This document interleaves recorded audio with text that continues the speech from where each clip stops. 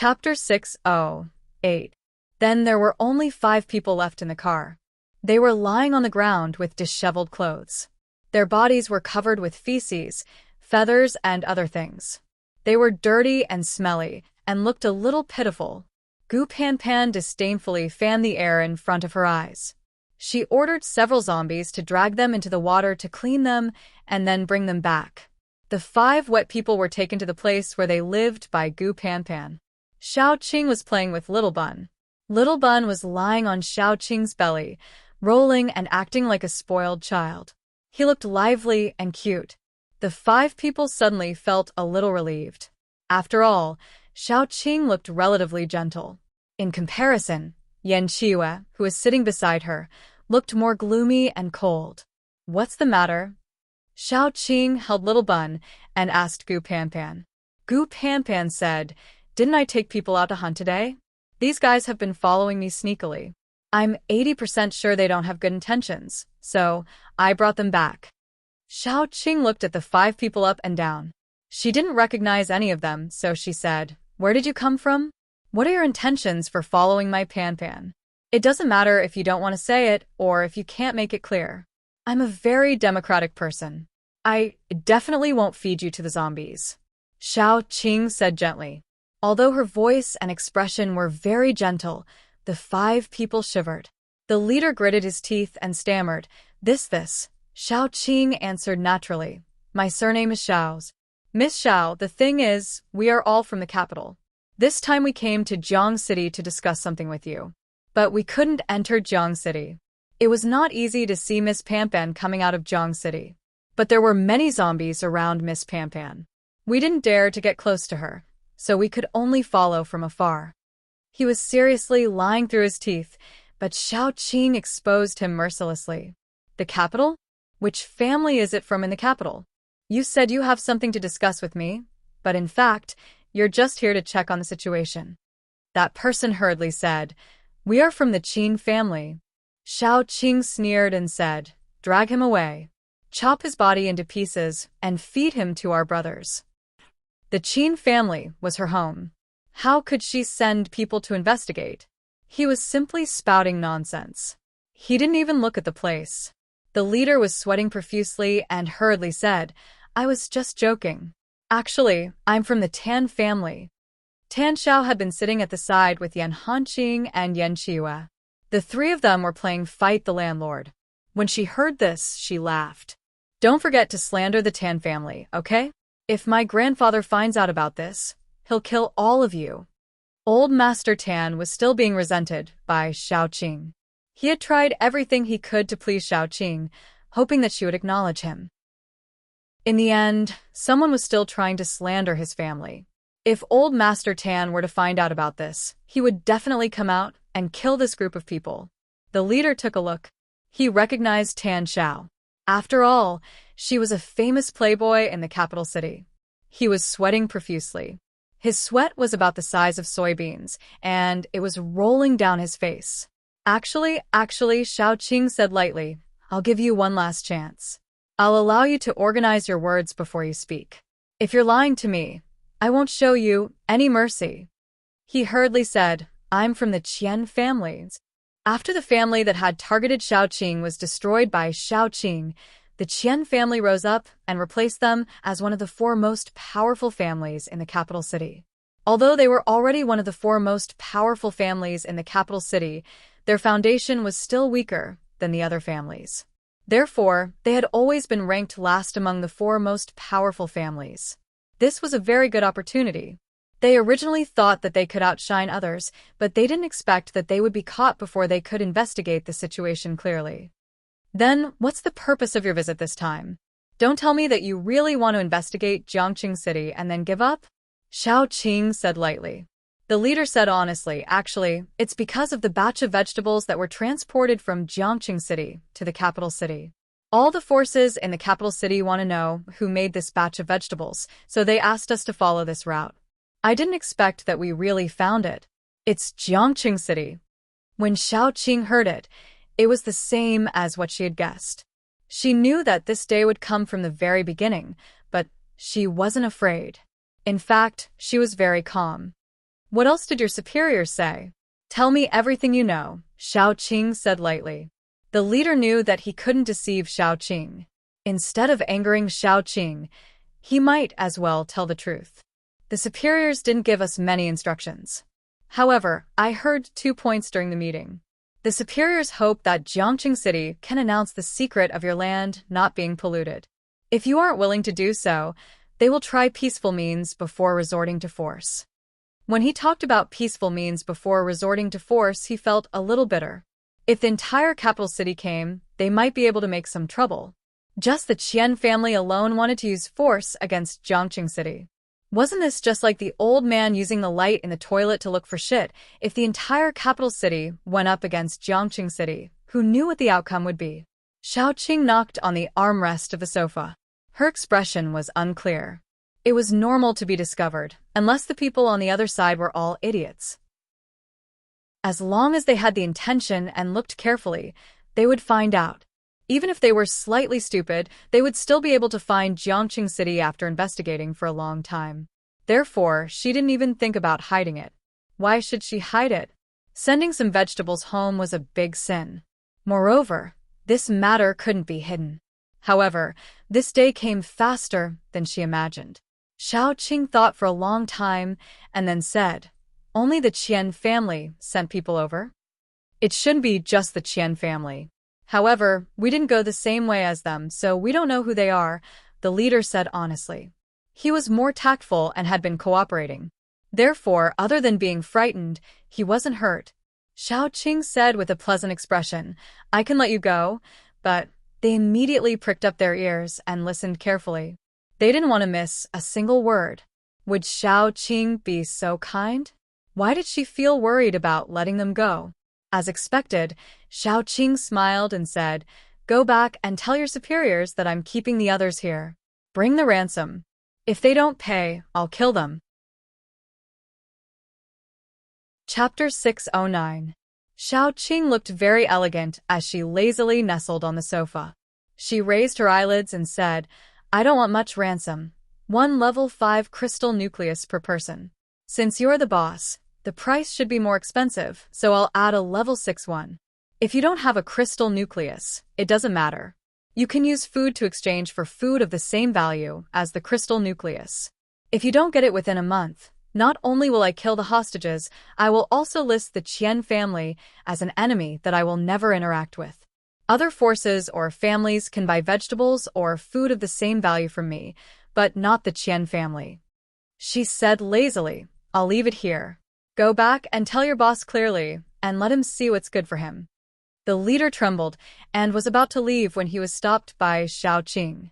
Xiao Qing planted a daughter on his body before saying to him, "You can get lost now. Pan, give him a car." The man's face was full of despair, and the last bit of hope in his heart was completely shattered. He knew it. How could a person like Xiao Qing not have a backup plan? After letting the man go, Xiao Qing continued to tease her son. Yan Qiue frowned and said, "Qing, I'm worried that the Qian family may do something to us. Although we are not afraid of them, if they use this as an excuse to unite with others to do something to us, we have no other choice. Although 1 or 2 bases will not cause any harm to us, what if they unite to destroy most of the bases? The things in our hands are too enviable. The land will not be polluted, and the method to command zombies. With these as a bargaining chip, I'm afraid many people will be incited by them. People are greedy," Yan Qiue said in a deep voice. Xiao Qing nodded. "I know, but if we don't do this, will they not do something to us? Just like what you said, people's greed can't be stopped. Instead of waiting for them to make a move on us, why don't we take the initiative in our own hands? Only when we hurt them and scare them will they know who they can't afford to provoke." Xiao Qing looked out of the window and said, "Make use of these few days to study the difference between Jiang City's land and the land outside. Also, find out the source of the water. This way, we can take the initiative after the war. It's useless to only hurt them. Once the whole country is in extreme shortage of food and it's a matter of life and death, everyone will risk their lives to deal with us. That will be the real crisis. Even if we tell the public that we don't know why Jiang City's land is not polluted, no one will believe us. Sometimes, an advantage would become a disadvantage, and good things would become fatal. Things in this world were so fickle. Yan Qiyu agreed. In terms of strength, although he was strong, he could only be considered below average among this group of people. What he was best at was research, and this was the only thing he could help Xiaoqing with. Yan Hanqing had made up his mind. After dinner, he would go and find Yi. Previously, Xiaoqing had asked Yan Hanqing to bring back the soil and water samples from outside. As long as they were willing, they could immediately start the research. Next, Xiaoqing began to assign tasks. They would soon experience a bloody battle. This battle would definitely be the most difficult one in her life. It could be said that they would be besieged on all sides. Everyone would become their enemy. That night, sharp and loud noises came from Jiang City. If there were any humans nearby, they would definitely be scared out of their wits, because every sound represented a high-level zombie. Chapter 610. This meant that the zombies were above level 6. When zombies reached a certain level, they would be able to order lower-level zombies around. Jiang City lacked everything except for two things: high-level zombies and food. The group of modified humans under Yinye's command were all at level 6. There were also some local zombies in Jiang City. These zombies all had their own thoughts. After being modified by Yinye, they became his loyal followers. There were more than 30 zombies above level 6 in Jiang City. Xiaoqing was not included. Xiaoqing was already at level 7. Although she was not a pure zombie and could not order zombies around, she had the natural aura of a king. When ordinary zombies saw her, they would tuck their tails between their legs. Those zombies who had their own thoughts had sincerely regarded Xiaoqing as their boss. This was also why Xiaoqing was said to be the real boss of Jiang City. The sound waves of zombies could travel very far. Many bases were woken up in the middle of the night and found that there was a zombie tied outside. Countless zombies were densely packed and passing by their bases. Some bases were scared out of their wits because these zombies were going to attack their bases. In the middle of the night, they all got up and armed themselves to prepare for the last resistance. In the end, they did not expect that the zombies would just pass by their bases. They did not even look at their bases. If someone looked down from the sky, they would find that there was a zombie tied in several provinces with Jiang City as the center. A large number of zombies started to move towards Jiang City. It was as if they were going to worship their king. Xiaoqing waved her hand and said, "Go out and work. Start expanding the outer city." Although Jiang City was huge, when the zombies rushed over from all directions, it really could not accommodate them. They had to expand the outer city.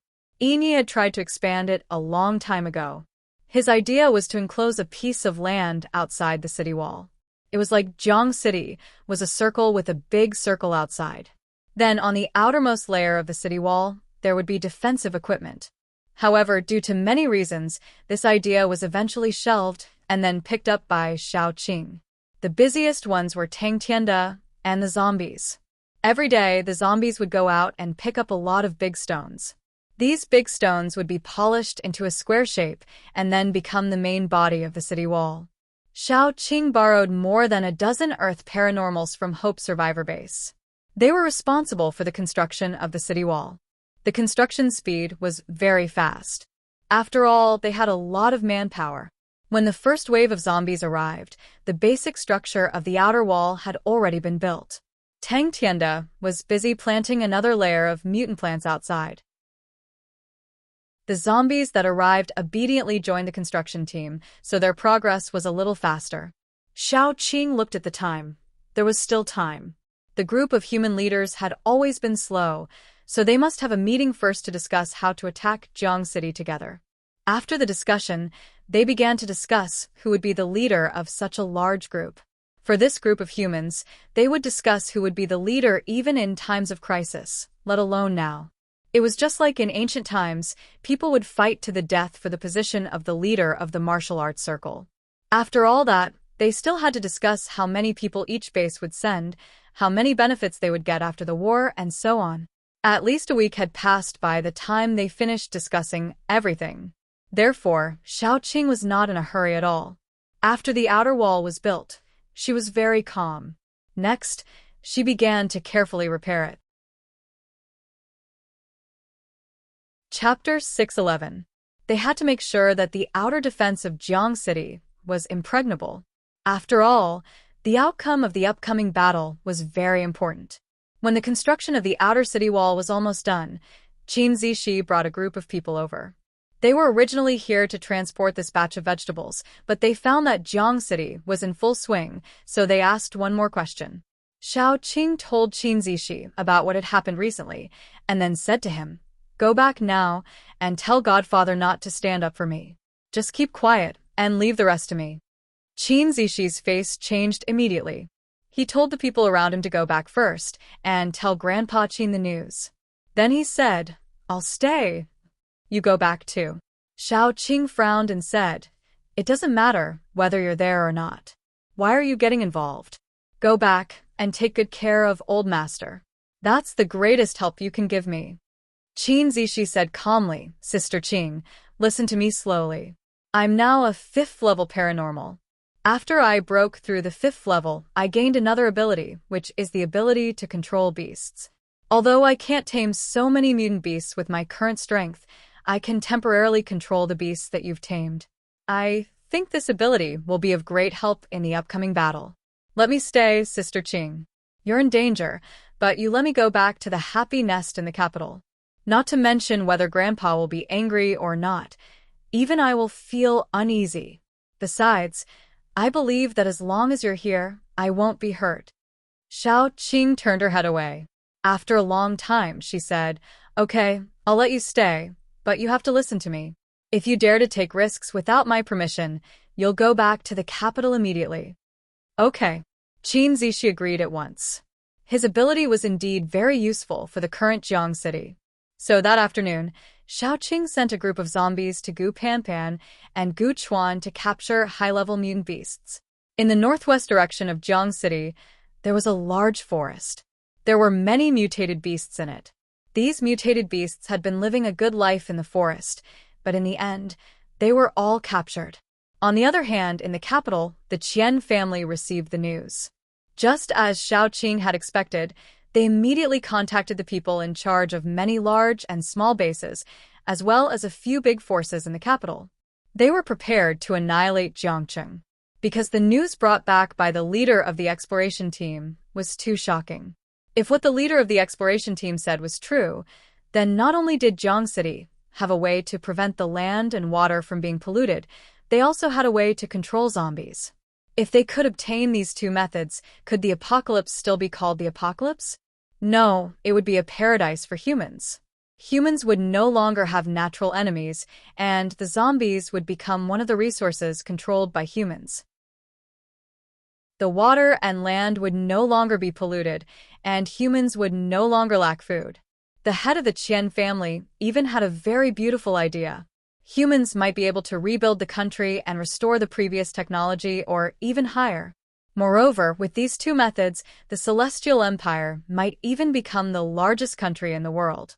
It would also be the country with the highest status. He was the first person to discover these two methods, and the power of the Qian family would also rise to another level. Unfortunately, according to the description of the leader of the exploration team, he found that the Qian family's power was not enough to annihilate the entire Jiang City. Otherwise, he would really want to take all the benefits for himself. He was really unwilling to share such a big piece of cake with others. But no matter how unwilling he was, he had to share it. If he didn't, he would choke to death. Chapter 612.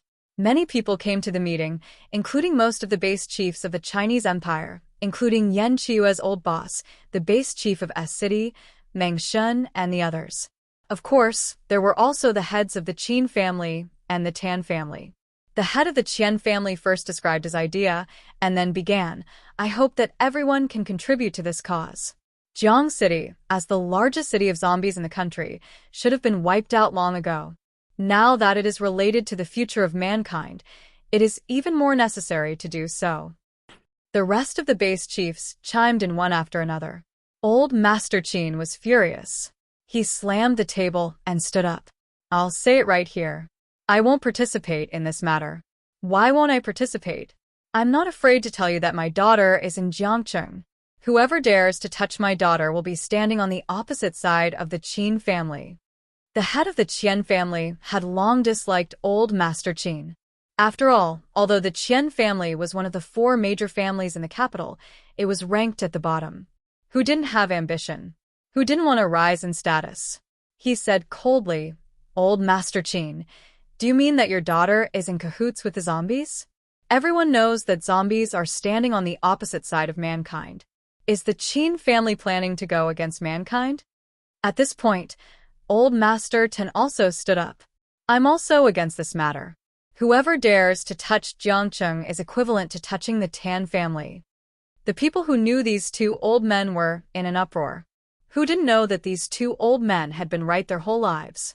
Old Master Tan would definitely oppose anything that Old Master Qin supported, and vice versa. After so many years, this was the first time they had seen these 2 old men express their support for the same matter. Moreover, he was so resolute that it was shocking to the point of no hesitation. Zhu Machen also stood up silently. Shao Qing is my friend. I won't do anything to a friend. The head of the Qian family immediately said, You don't hesitate to stand on the opposite side of mankind for your own selfish interests? Don't tell me that you're not preparing to attack Jiangcheng for your own selfish interests. Old Master Qin said coldly. The Qian family had said righteously, I'm doing this for the sake of the entire human race. Bah! Old Master Tan spat a mouthful of thick phlegm in front of Master Qian and said, What are you thinking? Everyone knows that. Why are you trying to make a fool of yourself here? I know what will happen today. Old Qin and I just expressed our opinions. We can't interfere with your opinions. But starting today, the Qin family and the Tan family will withdraw from the Kyoto survivor base. Zhu Machen also firmly said, There's also my mercenaries. Old Master Qin nodded. That's right. Starting today, our 3 families will leave the capital. If you want to send troops, send troops. If you want to join forces, then join forces. It's none of our business. As soon as they said that, many people's faces changed. It was not because of anything else, but because the 3 families together accounted for almost half of the strength of the capital. If they left, the capital's name as the first survivor base of the Celestial Empire would not live up to its name. However, many people knew that these people were stubborn. Once they made a decision, they would not change it. In other words, the Qin family, the Tan family, and Zhu Machen's departure from the capital was already set in stone. Old Master Lu, the last of the 4 great families in the capital and a famous peacemaker, hurriedly said, What's the point of this? You 2 are already so old. Why are you still throwing tantrums? Aren't we just discussing this slowly? Old Master Qin said coldly, I've lived for more than half my life, and I only have 1 daughter. You know my temper. I'm always on the side of those close to me, not the side of reason. Besides, reason is not on your side. You want to make a move on my daughter. Do you expect me to be a coward and endure it? Old Master Ten also said, I've been at odds with Old Master Qin all my life. In the end, I have to say that I admire him. Even if the Qin family and the Tan family get involved, we won't regret it. The one in Jiangcheng is our daughter. Our only daughter. Chapter 613. The 2 old men had been tough all their lives, but they had done it for the sake of the country and the people. Now, they were finally tough for their daughter. Whether it was out of selfishness or guilt, they had made such a decision in the end. There's no need for anyone to try and persuade the 2 of us. Things have already been decided. We're already so old, and we don't want to argue with you. Let's see who will win on the battlefield. Old Master Qin brought Old Master Tan and Zhu Machen away forcefully. There were also people who tried to stop them, especially the head of the Lu family. He might seem like a peacemaker, but he had been a peacemaker for so many years. Moreover, he had been a peacemaker for the Qin and Tan families. How could he not be capable? He could see the situation clearly. Currently, The whole capital was supported by the Qin and Tan families. If these two families left, it could be said that half of the capital had collapsed. However, the head of the Liu family knew very well that he couldn't stop them. These two old men were stubborn like bulls. Once they made a decision, they would never change it even if they had to knock their heads against a wall and break their heads. That afternoon, the forces of the Qin and Tan families, as well as Zhu Machan, slowly withdrew from the capital and began to move in the direction of Jiang City. It was really shocking. The two families should have more than 10,000 people in total. Under the protection of Zhu Machan's mercenary group, they slowly trekked toward Jiang City. When Shao Qing received the news, the three forces were already very close to Jiang City. Shao Qing immediately dropped all the work in her hands and went directly to take over. She looked at the army that stretched for hundreds of miles. She really didn't know what to say, especially old Master Qin. It could even be said that they weren't related by blood. But as soon as this happened, old Master Qin immediately gave up his foundation without saying anything. He brought his huge family to support her. What did she do to deserve the honor of being old Master Qin's daughter in this lifetime? Shao Qing sometimes felt lucky that she was a zombie and didn't have tears, so she wouldn't cry in public and collapse. She looked at old Master Qin's face, which had become a lot older. She also knew how torturous it was for him to make such a decision. 100 years of foundation. How much pressure must he have endured to run such a large family? As for Elder Tan, he actually didn't owe Shao Qing anything. Yet, he made such a decision at a time like this. Finally, there was Zhu Machan, her friend. She really didn't make this friend for nothing. At this moment, Shao Qing truly accepted Zhu Machan as one of her own. Shao Qing jumped out of the car and kowtowed to the two old men 3 times without saying anything. It was said that men had gold under their knees. Wasn't it the same for women? She had never knelt before anyone in her entire life. This was the first time. Father, Godfather, your daughter is unfilial and has made you worry. After hearing what Shao Qing said, Elder Tan's eyes turned red. Like a child, he sat on the floor and cried in front of tens of thousands of people. Alan, look. Our daughter has acknowledged me. Acknowledged me. I've let you down. I've let my daughter down. Alan, old Master Qin's eyes were red as he forcefully pulled him up. How old are you? Why are you crying? Isn't this shaming our daughter?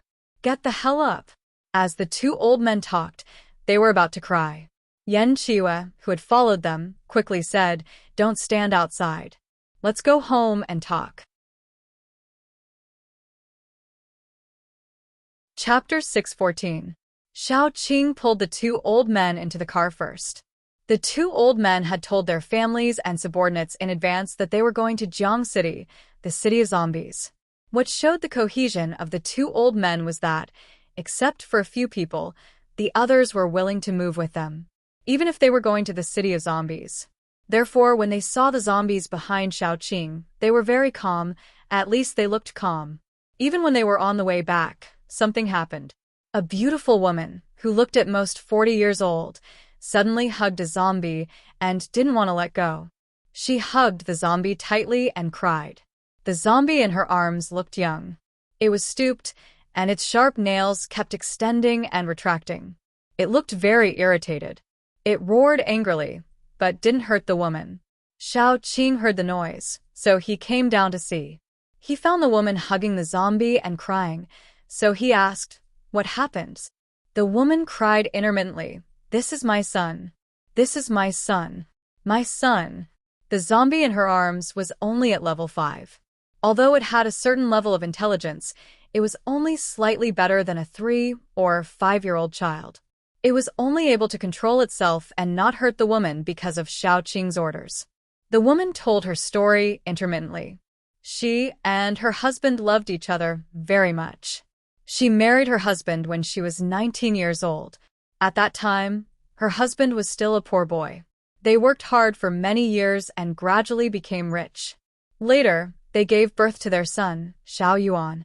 When Xiao Yuan was 15 years old, the apocalypse came. Their family was relatively lucky because none of the three of them became zombies. But at the same time, they were also unlucky because they didn't have any superpowered people in their family. They were trapped in their own house, so they didn't have much food and vegetables at home. Their son had a hobby of eating snacks, so there were a lot of snacks stored at home.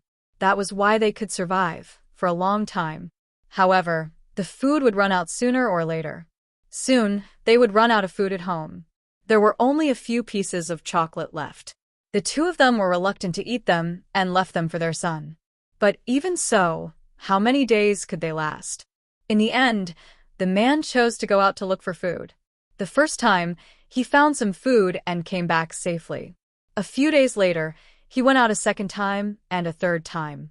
Finally, one day, he left and never came back. The woman cried secretly, but life still had to go on because they still had a son. At that time, her son told her that his father was gone, and he was the only man in the house. He would go out to find food, but how could a woman let her son take risks? Therefore, the woman went out and found a lot of food.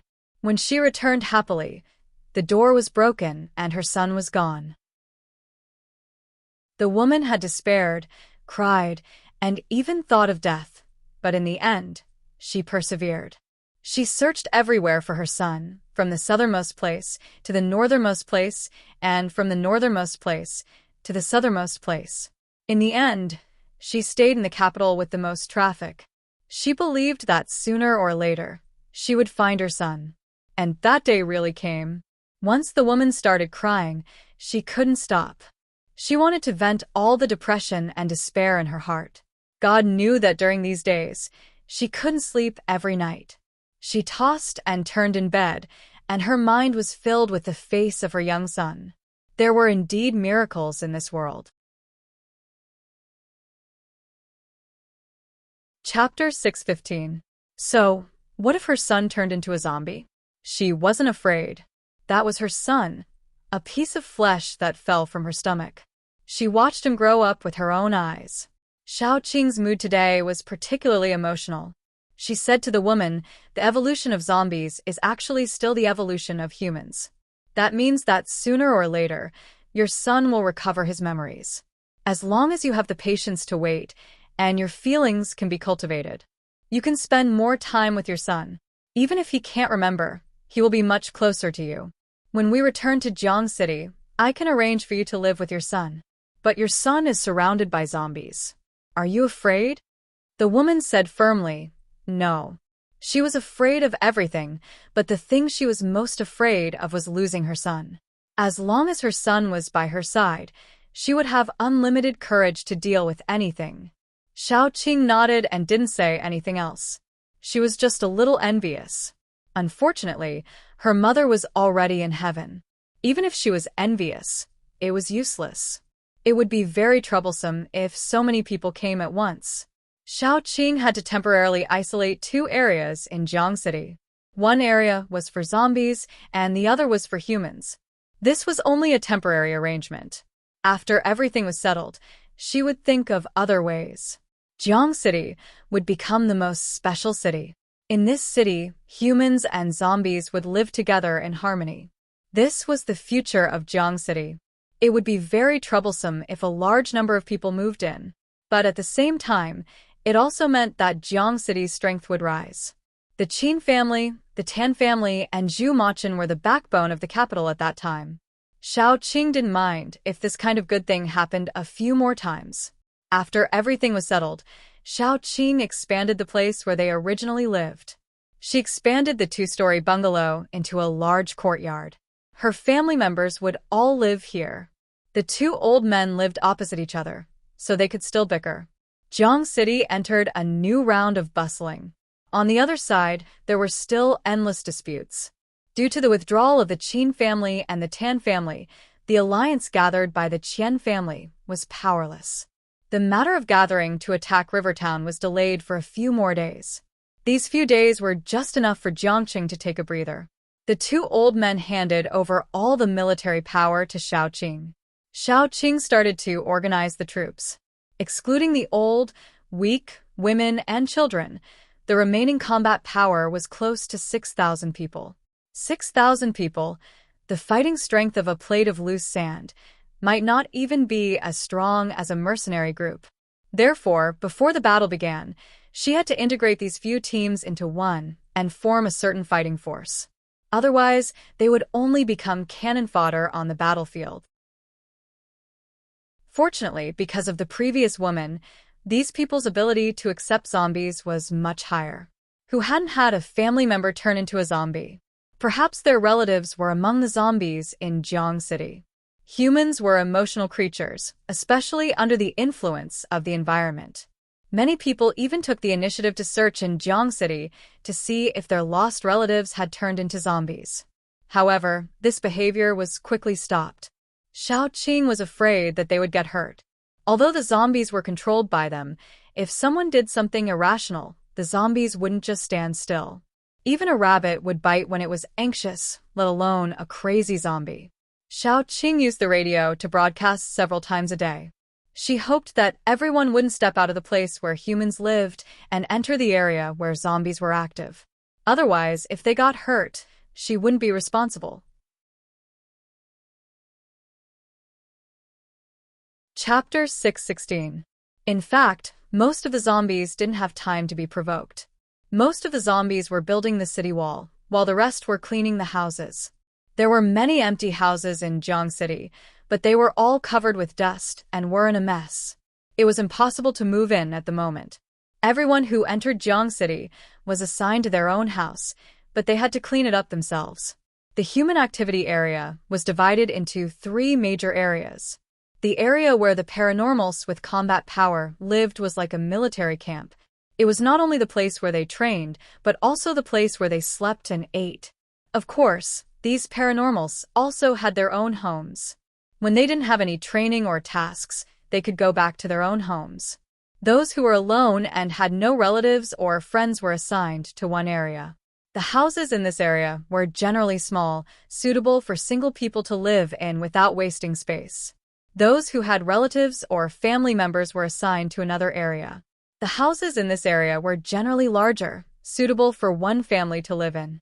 In addition to these 3 areas, there was another special area which was similar to a combination of a nursing home and an orphanage. The Qin and Tan families had brought many lonely old people and children with no family members. In the past, when they were in the capital, the Qin and Tan families would give them a certain amount of food every week and a temporary place to live.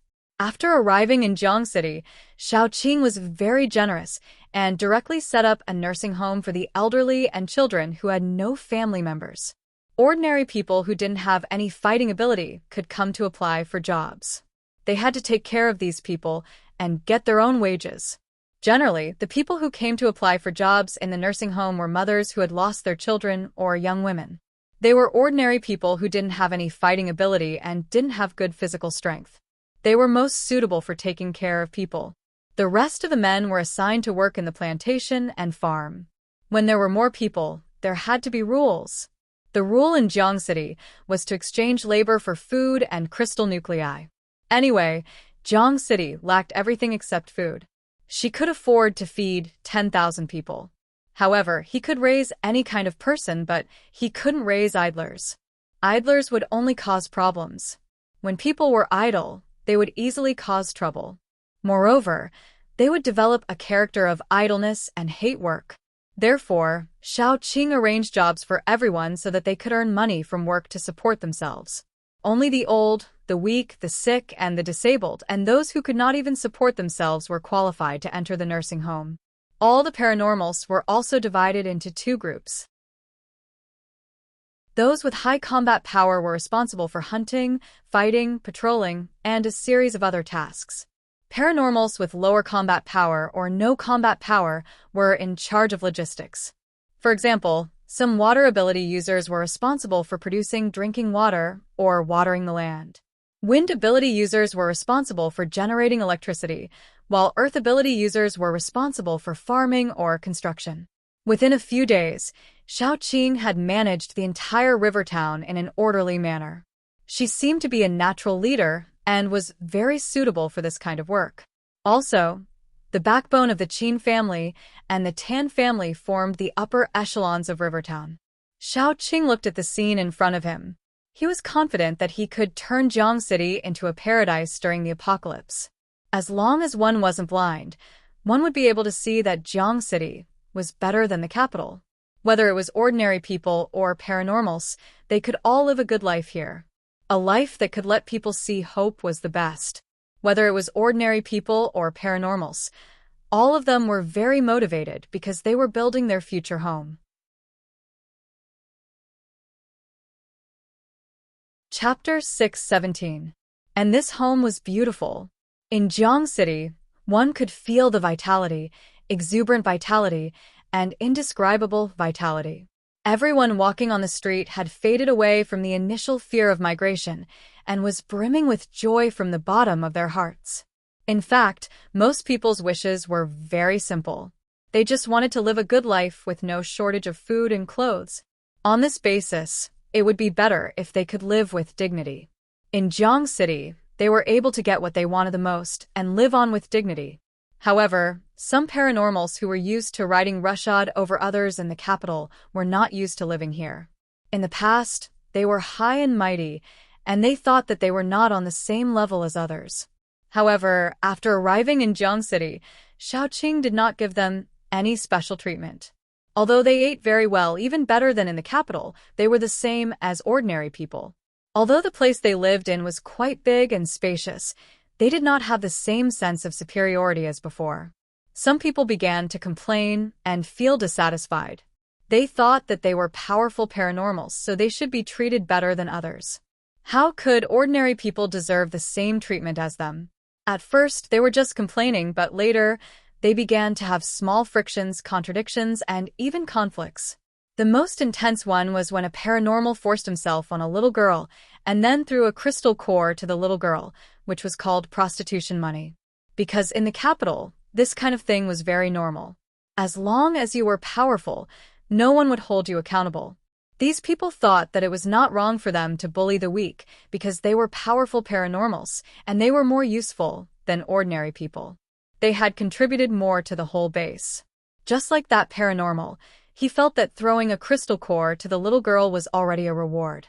If it was in the past, he would not give anything. Shaoqing went to find her two old men. After all, if she wanted to do something, she had to tell her two old men first. This was the basic respect. The two old men said that she could do whatever she wanted, and they would support her. In the past, because of the environment, they could not do anything. Now that their daughter was in charge of this place, such things should not happen again. Not to mention how beastly this matter was. Just the fact that such a thing happened in their daughter's territory was a slap to their daughter's face. In the afternoon, Shaoqing gathered everyone, including ordinary people, paranormals, and the representatives of the zombies, Yin Yi, and the others. The gathering place was the central square of Jiang City. There were more than 10,000 people, and when everyone was there, Shaoqing asked first, "This morning, someone insulted a little girl. Who was it?" Stand out." The paranormal did not care and then said, "What do you mean by insult? I gave her a crystal core, okay? How can you call it an insult when it's a one-off deal?" Shaoqing chuckled and said, "If the girl had agreed, it wouldn't have been a humiliation. But you forcibly occupied her body and threw a crystal core to humiliate her. If that's not a humiliation, then what is? Don't you think this is insult?" The paranormal was very arrogant. "I am a paranormal with level 5 wind power. If there is danger, I will protect them. So what if I sleep with 1 or 2 women? Even if I kill 1 or 2 people, so what?" Then he raised his hand and said, "We are paranormals, strong people. We ask for the treatment we deserve. If Jiang City can't give us dignity, why are we here?" "How many people have the same idea as him?" Shaoqing said calmly. A few people stood up one after another. Most of the ability users looked on coldly. They didn't feel that their treatment was bad. They even liked their current life in Jiang City.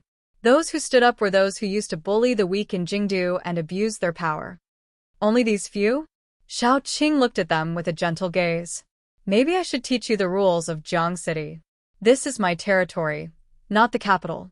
In my territory, you should follow my rules.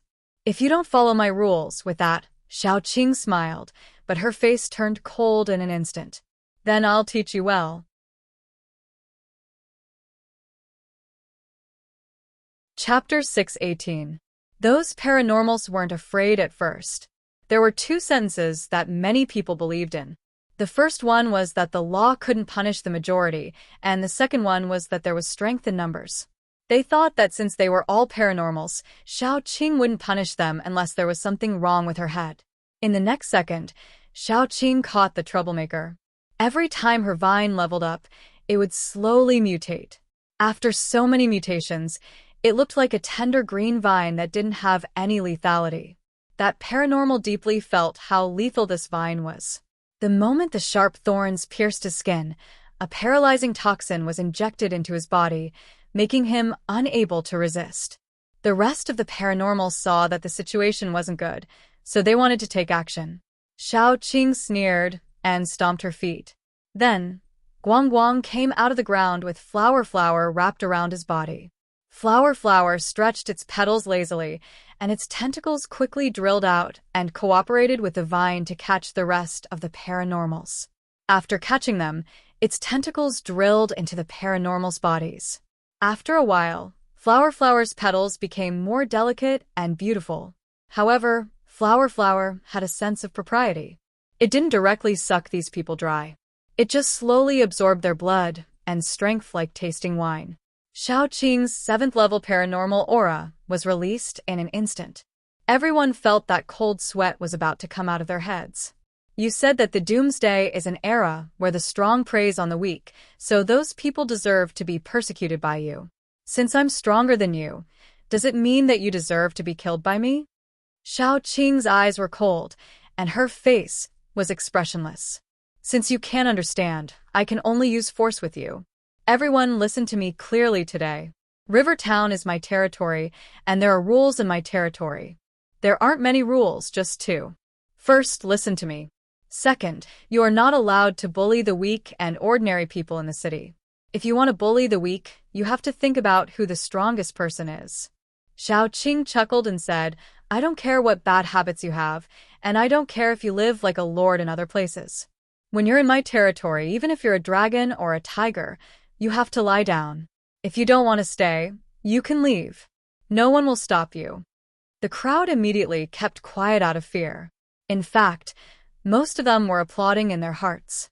Although Xiaoqing was a little overbearing, she was fair and just. Moreover, these two rules weren't harsh. The territory belonged to Xiaoqing. Wasn't it normal to listen to her? Wasn't bullying the weak and ordinary people not allowed to be bullied? Wasn't that a good thing? If the atmosphere wasn't so serious, they would have really applauded. It could be said that even at the end of the world, most people were relatively normal. Only a few people thought that they had some ability and wanted to be like a crab. In the end, when their legs were chopped off, they could only blame themselves for being too arrogant. Did you hear me clearly? Do you need me to repeat it a second time? Xiaoqing asked the poor guy who was hung up by the vines gently. That guy was so scared that he almost peed in his pants. He didn't expect that Xiaoqing's strength would be so terrifying. He didn't even have the intention to resist. He only wanted to apologize, admit his mistake, and use all means to let Xiaoqing let him go.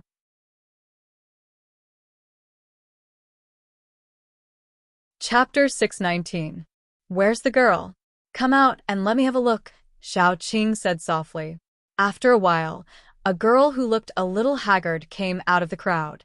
She looked only 15 or 16 years old, wearing an old men's t-shirt and a pair of clean jeans. She was very delicate, but her face was pale and thin, like a bamboo pole. Xiaoqing asked the paranormal gently, Are you willing to apologize? Yes. The paranormal said repeatedly. Xiaoqing put him down. He was still paralyzed, and as soon as he was put down, he fell to the ground. Xiaoqing kicked him, and he knelt on the ground like a toad. The man gritted his teeth and said, I'm sorry. The girl clenched her fists, and her body was still trembling slightly. She gathered her courage, raised her head and said, I don't forgive him. The girl's voice was very loud, and some people were talking about it. Some people thought that since she had already apologized, she should stop. After all, He was a paranormal, and there was no benefit in offending him. Some people also felt that it was a bit too much for the girl to hold on to it. Of course, some people thought that it was right for the girl not to forgive. She was so young, and she was ruined. Why should she forgive the murderer who ruined her? This paranormal had the responsibility to apologize, and she also had the right to not forgive him. The girl trembled and said loudly, "I don't forgive him." When she said this, the girl's voice sounded like she was crying. "I know that this time, it's because of Sister Castellan that I can get the respect that should belong to me. It's reasonable to say that I should forgive him, because I can't make things difficult for Sister Castellan, but I can't do it. I really hate him, I really hate him." The girl trembled like a blade of grass in the wind. Xiao Qing couldn't help but touch her head, and then said gently, "You're right not to forgive him. You have to follow your heart." "Sister Castellan, don't you blame me?" The girl tried to hold back her tears. Xiao Qing shook her head. "I don't blame you. People who do wrong should be punished. After all, rules are set, and they are meant to be followed." As she spoke, she looked at the person kneeling on the ground and said, "If you are stronger than me, then you would naturally be able to break my rules. But the reality is that your strength is inferior to mine. So, you have to abide by my rules. Now that you've disobeyed my rules, I naturally have my own way of dealing with you in my territory." The man kneeling on the ground looked at the girl with some resentment. He felt that he had already lowered himself. He had knelt down and apologized, but the girl was still not satisfied. However, at this moment, a vine pierced into his left eye socket and dug around in a very human-like manner. Finally, it pulled out a round eyeball. The man let out an ear-piercing scream before covering his eyes and rolling on the ground. Xiao Qing threw the eyeball to the side in disdain, and then said, "I don't like the look in your eyes. Don't let me see it a second time." "I forgot. You won't have the chance to let me see it a second time." She stepped on the man's calf methodically, and a few vines came up and forcibly fixed the man to the ground. Xiao Qing took a military knife and dismembered the man alive. Da Hua opened her petals at the side, revealing her sharp teeth. Xiao Qing cut off a section of the man's arm and leg and threw it to Da Hua as a snack. "I'll change these disobedient parts for you. Don't thank me. Please call me Red Scarf." Xiao Qing cut the man into a human stick. Below the neck there was only his chest left. Below the waist, she cut off everything. He lay on the ground, unable to move.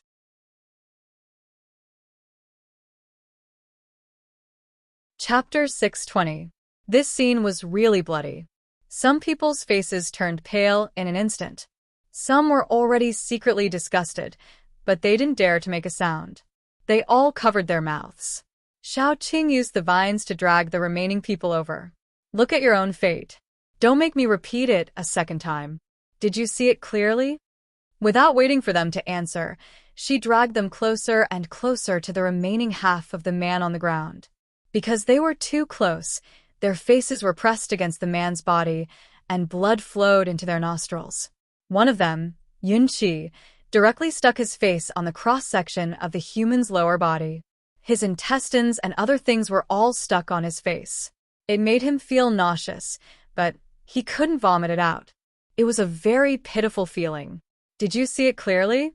Xiao Qing asked for the second time. This time, someone finally could answer. The person who answered said with difficulty, "I saw it clearly." Xiao Qing then threw everyone away. Then, she said, "This is my temper. It doesn't matter if you don't like it. But in my territory, you have to follow my rules. Don't make me repeat this for the fourth or fifth time today. I have a bad temper. You don't want to know the consequences of angering me." Everyone became obedient. They were afraid that they would be used as an example. She casually kicked away the human body under her feet. The flower secretly opened its petals and ate the human. After eating, it quickly closed its petals and sneaked away. Xiao Qing was too lazy to educate it. She said to everyone, "Why did you all travel thousands of miles to come here? I hope that everyone can abide by the rules of Jiang City. This is my Jiang City and everyone's Jiang City, so I shouldn't be the only one to protect it. I will form an inspection team. Anyone who finds something like this will be killed without mercy. Jiang City doesn't need such people. Of course, it's not just women. Everyone lives in the same place, so we should be united. No matter if it's the elderly, children, women, or ordinary people, no one should be bullied. I hope that everyone can unite and build Jiang City together to welcome the coming storm. After saying that, Xiaoqing glanced at Mulin. Mulin understood her meaning and said, "No matter if you're an ordinary person or a paranormal, you're all part of Jiang City. So, no matter who is humiliated, it's an internal conflict. Now that we're facing a formidable enemy, how can we have time for internal conflicts? You came to Jiang City and voluntarily became its residents. Everyone should hope that Jiang City will be better in the future." She gently incited everyone and then said, "In the next few days, there will probably be a great army coming. To deal with Jiang City, what we need the most at this time is unity.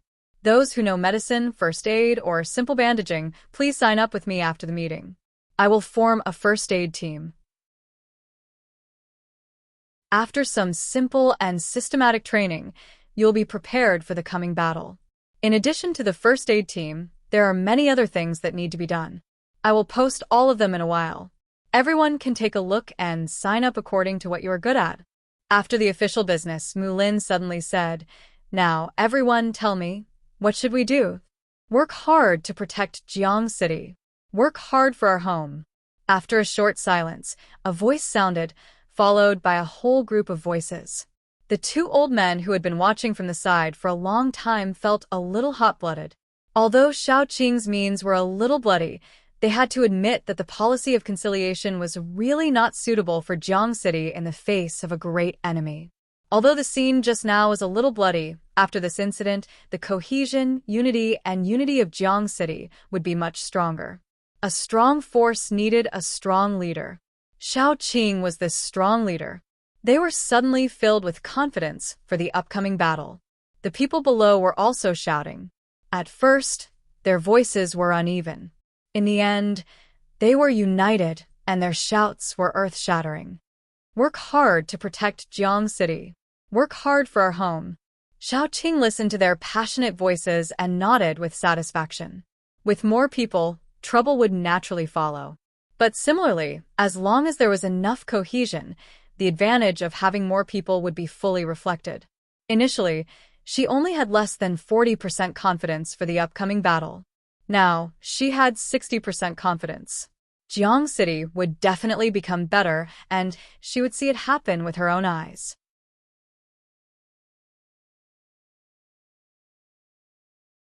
Chapter 6:21. The construction of the exterior of Jiangqing City was completed very quickly. Under Xiaoqing's deterrence, no one was bitten by zombies after running into the active areas.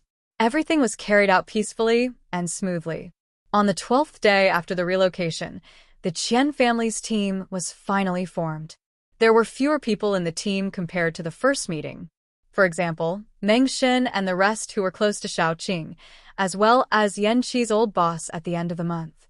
With the formation of the team, people from all over turned their attention to Jiangqing City. Many people were waiting for the war. Regardless of whether they were on Xiaoqing's side or the Qian family's side, the calmest person was actually Xiaoqing. Xiaoqing instructed her subordinates to set up all the fortifications. After that, she quietly planted vegetables in her garden. She had done everything she could. Now, all she needed to do was to wait quietly for the war that was about to break out. Just as the team led by the Qian family was about to set out and approach Jiangqing City, Yan Qiue and Yin Yi brought Xiaoqing a piece of news that she wasn't sure if it was good or bad. They realized that all the toxins in the soil came from the water. The toxins in the water weren't naturally formed. In other words, someone had poisoned the soil. The two of them spent the entire night researching and realized that the water and soil in Jiangqing City were very pure and had no toxins. However, the water and soil outside contained a certain amount of toxins. The amount of toxins was more in the water. After discovering this, the two of them went to the riverside behind Jiangqing City. The reason why Jiangqing City was called Jiangqing City was because it was backed by a river. This river wasn't as long as Yanjiang, but it had nurtured generations of people in Jiangqing City. After their research, they realized that the water in the river wasn't poisonous. Then, they brought people to Yanjiang to collect samples and realized that the water in Yanjiang was poisonous. Because Jiangqing City was in danger, they didn't go along Yanjiang to find the source of the toxins. After collecting samples, they returned. When they returned, they did some research and found that the poison in Yan River was man-made. Someone must have delivered the poison at the source of the river. This was a coincidence because Yan River passed through 99% of the cities in the country. It was the longest and largest river in the country. Especially after the apocalypse, almost all the survivor bases relied on Yan River to build and use the water from Yan River. Even if they didn't rely on the Yan River, they relied on the tributaries of the Yan River. Yan Qiue even suspected that the other larger rivers had also been poisoned. Then why was Jiang City spared from the disaster? There were only two possibilities. The first was that Jiang City was heavily guarded and the other party did not have a chance to poison the river. This possibility was relatively small because there would not be anyone watching the river at all times. It was very easy to poison the river. Secondly, someone had deliberately framed Jiang Cheng. The current situation must have been planned by that person. He wanted to destroy Jiang City. After receiving this news, Xiao Qing relaxed a lot. It was actually the best outcome out of all the possibilities. The force of nature was irresistible. If the toxins were caused by the deterioration of the environment, then there was nothing she could do. If it was just someone poisoning, then there would be a solution.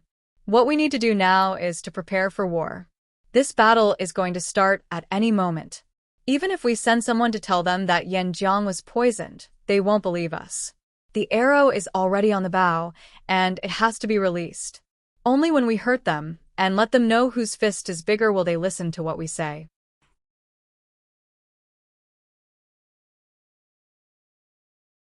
Chapter 6:22. Xiao Qing sneered and said, "Human desire is the scariest thing in this world. Desire will lead this war, and nothing can stop it. The only thing that can end it is blood. This is an unavoidable war. There will be many people who will lose their lives in this war because of some people's desires. This is unavoidable. All we can do is to protect ourselves and hurt them. While fighting for the right to speak, we can also establish Rivertown's position." Mu Lin said coldly, "Qing, you don't have to feel sad for those people. Their lives are important. Are our lives not important?" "I know." Xiao Qing stood up and looked at the city wall not far away. "I'm no longer alone. Rivertown is no longer the Rivertown of the past. Now there are tens of thousands of lives in my hands. I'm a leader, and I have to think for the people living under my rule. I only hope that after this war ends, no one else will dare to plot against Rivertown." "You're right to think that way." Mu Lin shrugged and said, "Increase the number of patrol teams from 6 to 12 at night. The war is about to start, and it could erupt at any moment. It's better to be careful." "Okay." Xiao Qing nodded and carefully sowed the potatoes. The sprouted potatoes were found in a cellar along with some blooming carrots. They were all brought back by the search team. The potatoes had already sprouted and couldn't be eaten. Otherwise, they could easily be poisoned. Xiao Qing cut them into slices and planted them. Potatoes were easy to grow, and it was more convenient to plant them. Carrots were more troublesome. They could only wait for the carrots to have seeds and plant them. Rivertown's geographical location was very good. It was close to the mountains and rivers. The transportation was also very convenient. Of course, the most important thing was that the climate was good. All kinds of crops could survive. After Xiao Qing washed her hands, she sat in front of the sofa and began to look at the map. It was not that she had no ambition, but she had not shown it before. In addition, her ambition was not big, and it was enough for her to live well with her family. Now that the situation forced her to stand up, what followed was an explosion of ambition and ambition. When she was obediently living in a corner with her family and friends, someone would point the finger at them and make their lives uneasy, forcing her to stand at the forefront. Since he had already stepped out, why not go all out and turn Jiang City into the biggest base and have the highest status? Since superior strength was not enough to protect his family and friends, then what if he had absolute power? There was an old saying, when you send Buddha to the West, you should do everything thoroughly. Shao Qing was such a person. It was fine if she didn't do something, but once she did it, she would do her best. For example, now. Just by looking at the map, Rivertown's geographical location was even better than capital cities. The only thing that made it inferior to capital city was that it was slightly more remote. Remoteness was the easiest thing to solve, especially after the apocalypse. As long as the roads were well built, it would not be a problem at all. Shao Qing thought it through clearly. She planned the future step by step, and those plans for the future had a premise. That was, she had to win this battle. If she lost, all the plans would be wasted. If she won, then a skyscraper would be built from the ground. The Qian family's men and horses quickly arrived near Rivertown. They then set up camp and formed a barrier with Rivertown. Shao Qing knew that the battle was about to begin. The Qian family had many people, and they could not afford to delay.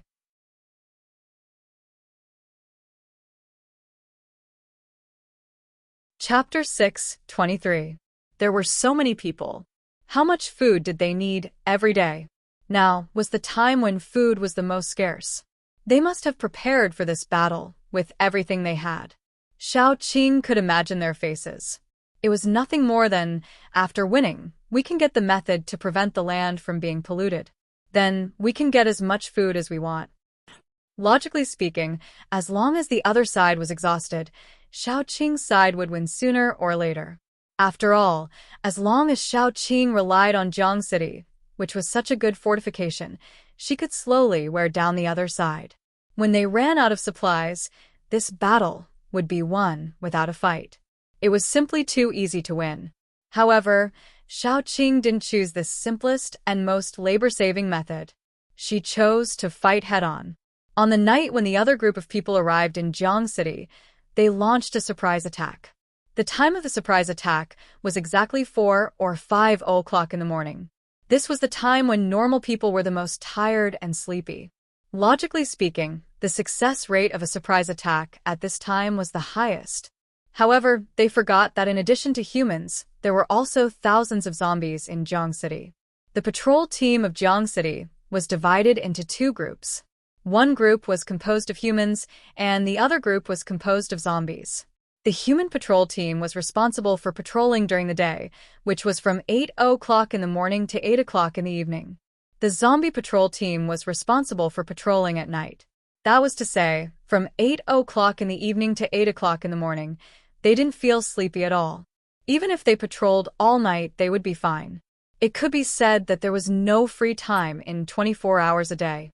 Did you think that no one would be able to stop you by launching a surprise attack in the middle of the night? The vanguard team had just entered Jiang City when they heard the shrill alarm. The gate of Jiang City suddenly opened, and a group of zombies rushed out. The people who came to launch the surprise attack were divided into 2 groups, the vanguard team and the backup team. The vanguard team had hundreds of people, but they were instantly submerged in the sea of zombies. The backup team had thousands of people, but they couldn't hold on for more than 2 minutes. When the rest of the backup team saw this, they immediately ran away. They still had self-awareness. When they saw that the situation wasn't good, of course, they had to strategically retreat. Therefore, the first surprise attack of the Qian family ended in complete annihilation. Nearly 2,000 paranormals lost their lives. The next day, the people of the Qian family got up and saw 2 pyramids of corpses piled up at the gate of Jiang City, towering into the clouds. The head of the Qian family had fainted on the ground at that time and needed emergency treatment. In the end, in order to prevent the plague from spreading, the 2,000 corpses were all cremated on the spot. The ashes from the cremation could be used to pave a road. Shao Qing stood on the top of the city wall, looking at the carriages of ashes being transported out. Her face was expressionless. Those who died were the backbone of the human race. They were all powerful paranormals. It would be a lie to say that she didn't feel sad. However, she couldn't show mercy at all. Otherwise, it would be her people who were hurt. She was cruel and vicious. Her only bottom line was the people she protected under her wings. If a person lived in this world without an obsession, then what was the difference between them and a salted fish? The first battle has yet to truly begin. Let's wait and see. After today, no one will dare to look down on Jiang City. Xiaoqing leaned on the city wall and muttered to herself. When it was time for the real battle, the Qian family pushed out a row of cannons. The black muzzles were all aimed at Jiang City. After Doomsday, there were many weapons that couldn't be manufactured anymore. However, most of the bases stored some heavy firearms. For example, this type of cannon was very powerful. It was very useful to use it to attack a city. Xiaoqing's face slightly changed. Her thoughts had been stagnant on paranormals. She had forgotten about the firearms.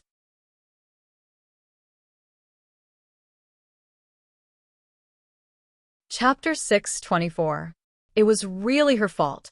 When the enemy gave the order and the cannonballs were fired, Xiaoqing stood at the top of the city wall and slowly raised her hand. It had been a long time since she had experienced what it felt like to overdraw on her special ability. This was the first time she had used all her strength since she reached the 7th level. Regardless of whether they were standing at the bottom of the city walls or on top of the city walls, they could see green vines growing out from the bottom of the city walls at lightning speed. Layer after layer of vines intertwined and protected the entire river town in the center. At least, the side directly facing the cannon was completely protected by a shield made of vines. This scene was very shocking. There were many wood-type superpowered people, but none of them could do what Xiaoqing did. Just the range alone was enough to make people's jaws drop. What Xiaoqing used was just the most ordinary vines. The first layer of vines formed a wall that was taller than the city walls. When it was protecting Jiang City, the second layer of vines climbed up and formed a second layer of wall. Layer after layer of vines stacked on top of each other. When the 8th layer was formed, the cannonballs hit. The cannonballs exploded on the wall of vines. Broken leaves, broken branches, and light green juice flowed all over the ground. The wall of vines was blown up one after another. However, only 2 layers were blown up. There were still 6 layers behind. Even the force of the vibration was offset by the layers behind. The people standing on the city wall only felt a slight shake under their feet, and then they couldn't feel anything else. This wasn't the most terrible thing. The most terrible thing was that the wall of vines was still increasing. On the Qian family side, the cannonballs were thrown here as if they were free, but the speed of the explosion was not as fast as the wall of vines.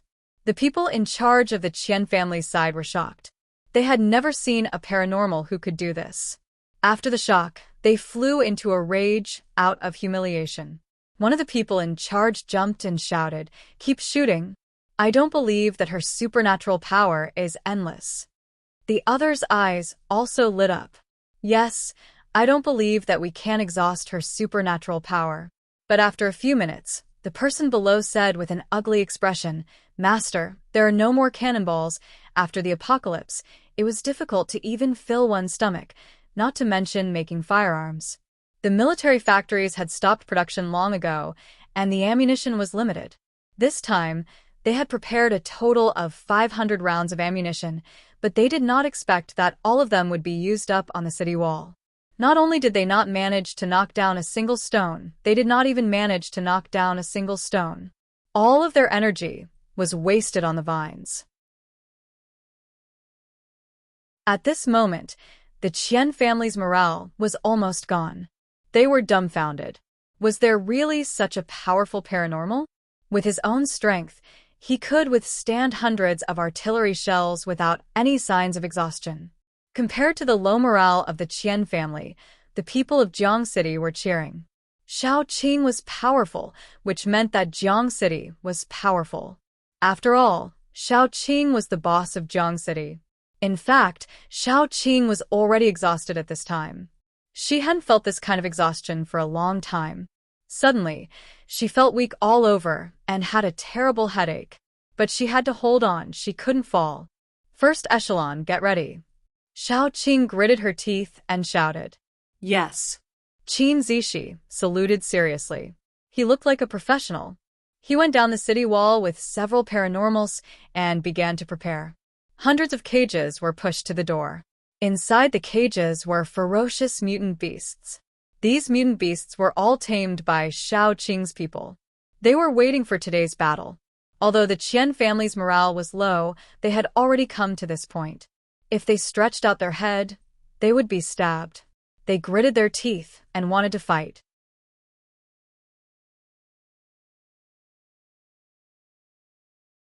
Chapter 6:25. The paranormals who were already prepared began to move forward. It was interesting that they had almost reached the gate of Jiangqing City, but they didn't see anyone from Jiangqing City. Just when the people from the Qian family thought that the people from Jiang City were afraid and didn't dare to come out, the city gates opened. A 2-meter-tall gorilla walked in front. It was dark and swarthy and looked extremely ferocious. Behind it were tigers, lions, leopards, and wolves. Anyway, they were all very fierce beasts. In the middle, there were a few small animals like cats. Don't look at these small and delicate animals. They were very docile before the apocalypse, but after the apocalypse, they were the most natural killers. Take cats, for example. They were small in size and very fast. Their small claws were very sharp and could easily slit a person's throat. Their teeth were even sharper and could kill people invisibly. The first echelon of beasts quickly rushed into the crowd. As soon as they rushed into the crowd, they began to kill unscrupulously. Only broken limbs and blood could be seen splashing everywhere. Some paranormals reacted quickly. For example, ice paranormals could quickly freeze a mutant animal. Another example was earth paranormals. They could hold up earth walls and shields as a defense. At this time, the second echelon of Jiangqing City also came out. The second echelon was composed of paranormals. The leader was Yan Hanqing. He raised his hand and a purple lightning quickly fell. Coincidentally, a water paranormal had just formed a waterfall to trap those mutant beasts and drown them in it. Yan Hanqing's lightning fell on the waterfall. Water could conduct electricity. The powerful lightning quickly spread in the water. Some of the paranormals who were relatively close to it were unlucky and were electrocuted in an instant. The rest of the paranormals also began to attack. They specifically targeted the strongest paranormals in the crowd to block them and prevent them from attacking those mutant beasts. Without the obstruction of the high-level paranormals, the mutant beasts were killing machines one after another. Ordinary paranormals couldn't resist at all. Soon, the ground was covered with a layer of corpses. When the survivors were fighting, they stepped on either human limbs or pools of blood. The scene was particularly tragic. If one were to look down from the sky, ignoring the colors of the special abilities, all that was left was a patch of red. That patch of red was like a drop of red ink dripping onto a white piece of paper. It quickly spread out and slowly dyed the ground red. No one knew how many people had died. Only those who were still alive could feel that their feet were covered in blood. The blood had already submerged the soles of their shoes, and the soles of their feet were all sticky and wet. When they retreated, countless bloody footprints were left on both sides, stretching all the way to their respective camps. Pools of blood, after slightly solidifying, showed a dark red color and slowly seeped into the ground. The morale of the Qian family had reached the lowest point. They had calculated that they had lost thousands of people in the first head-on battle.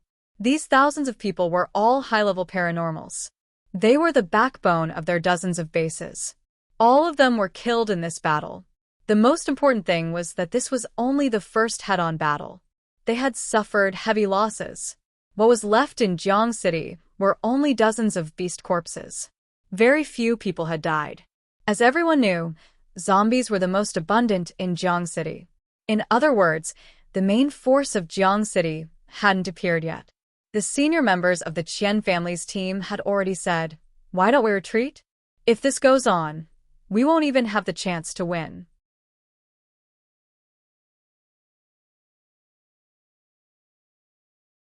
Chapter 6:26. They weren't exaggerating. Judging from the current situation, Jiangqing City obviously still had a lot of strength left. As for them, They had already tried their best and lost miserably. If they insisted on fighting, the biggest possibility was that they would be completely wiped out. They didn't dare to say anything else, but at least they dared to say that this group of people had gathered about 20% of the country's mutants. If they really died here, it would be a great loss for the country. It might not be a serious injury, but at least it would be painful. Therefore, many people wanted to retreat. However, the Qian family knew that they had already formed a blood feud with Shaoqing and Jiangqing City. Unless one side was wiped out, this feud couldn't be resolved. The others were still fine.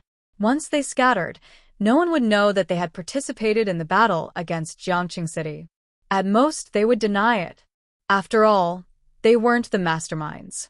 Unless Cheng Lishua lost his mind and wanted to make more enemies, he would definitely not pursue the matter. Only the Qian family couldn't escape. They had to fight to the death with Jiangqing City. It was either you die or I live. There was no third way. Behind their backs, who knew how many people began to laugh at the Qian family for being short-sighted. They had set up such an enemy for themselves. Now they could neither advance nor retreat. They had forced themselves into a dead end. Why bother?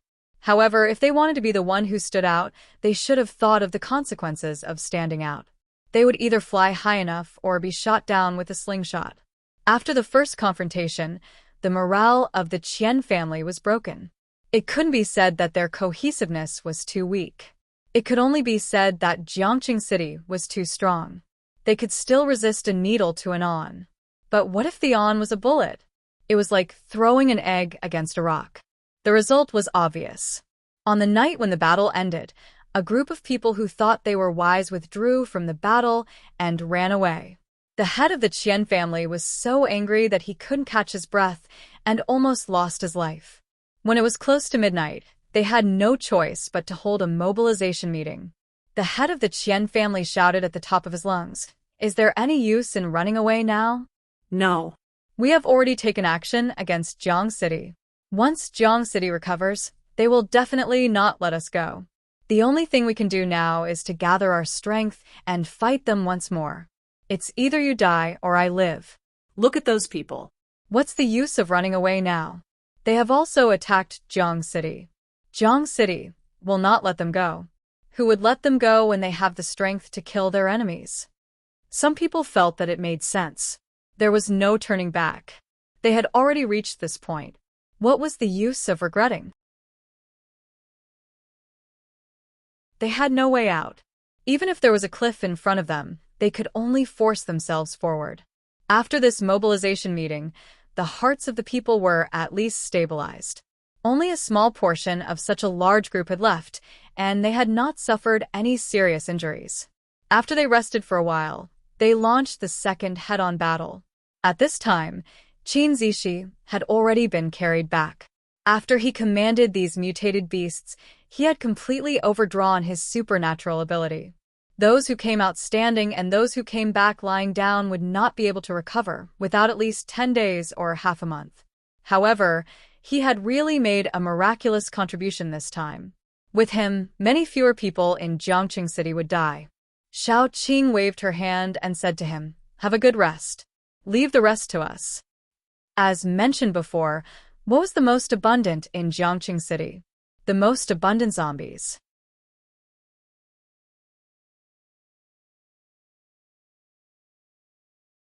Chapter 627. There were at least a 5-digit number of zombies in Jiang City. Most of them were above level 4, with a small number of level 3 zombies. Most of them were level 4, level 5, and there were also many level 6 zombies. Putting everything else aside, this force alone could shake the whole country. It would be a piece of cake for them to flatten a base. Don't look down on Rivertown. In terms of combat power, there really wasn't a base that could compare with Rivertown. Didn't you see that there were more than a dozen big and small forces that came to encircle and annihilate Rivertown? In the end, they were still beaten to a pulp by Rivertown. Those who looked down on Jiang City had to shed some blood to know the pain. In the second round of head-on confrontation, Jiang City sent out a total of 2,000 high-level zombies. They were all level 5 zombies, plus 1,000 paranormals. They had been fighting for a long time. From the beginning until now, they couldn't remember how many people had died. They could only see that the ground in front of Jiang City was dark red. If they dug with tools, they would find that the ground about 20 centimeters below the surface had been soaked with blood. When they were fighting, Xiaoqing sat on the high platform and watched expressionlessly. Too many people had died in this battle that shouldn't have happened. Even cold-blooded people would feel uncomfortable. When this battle is over, we can start our plan, Xiaoqing said lightly. Mu Lin, who had been standing aside for a long time, nodded. Mu Lin was probably more ruthless than Xiaoqing. When they were mercenaries, both of them were ruthless. However, after Xiaoqing had a son and a lover, she was slowly softened. After having a family, even the toughest and cold-blooded people would be polished off their sharpest edges. Qing, leave this kind of thing to me in the future, Mu Lin said softly. Mu Lin said softly. She looked at Xiaoqing. Although she didn't say anything, she was definitely upset. She couldn't bear to see Xiaoqing upset.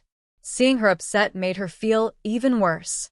Xiaoqing didn't say anything. She just said, "Tonight, let the people harvest all the vegetables that can be harvested. Kill some pigs, sheep, and so on. Hold a banquet. It's not a celebration, but everyone has worked hard for so long. They should eat something good." Mu Lin nodded and went ahead to give the order. The battle ended without any suspense. When it ended, Xiaoqing sent her men to the battlefield to collect the corpses. When they found that they were still alive, they carried them back and sent them to the emergency room. Those who were already dead had to be gathered together and burned in one go. It was very accurate to say that a person's death was like an extinguished lamp. No matter how you were when you were alive, you would only be left with ashes after death. Especially in this post-apocalyptic world, those who were unlucky would only become food for wild beasts. Those who were lucky would at least have a place to bury their ashes. The corpses were placed in a row in the square. The people in the city came to collect them. Those who had relatives would take the corpses back and bury them properly. Those who had no relatives would be burned and buried together. When the entire Qin family and Tan family moved to Jiang City, the first thing Xiaoqing did was to count the population and register everyone. Now, those who died in battle could be found out by flipping through the information. Those who had relatives would be given pensions. Those who didn't have relatives or friends, there was no way. At night, when the banquet was held in Jiang City, the Qian family was in an uproar. They almost fought. After all, they had suffered heavy losses. It was only 2 head-on confrontations, but they lost 1/3 of their men.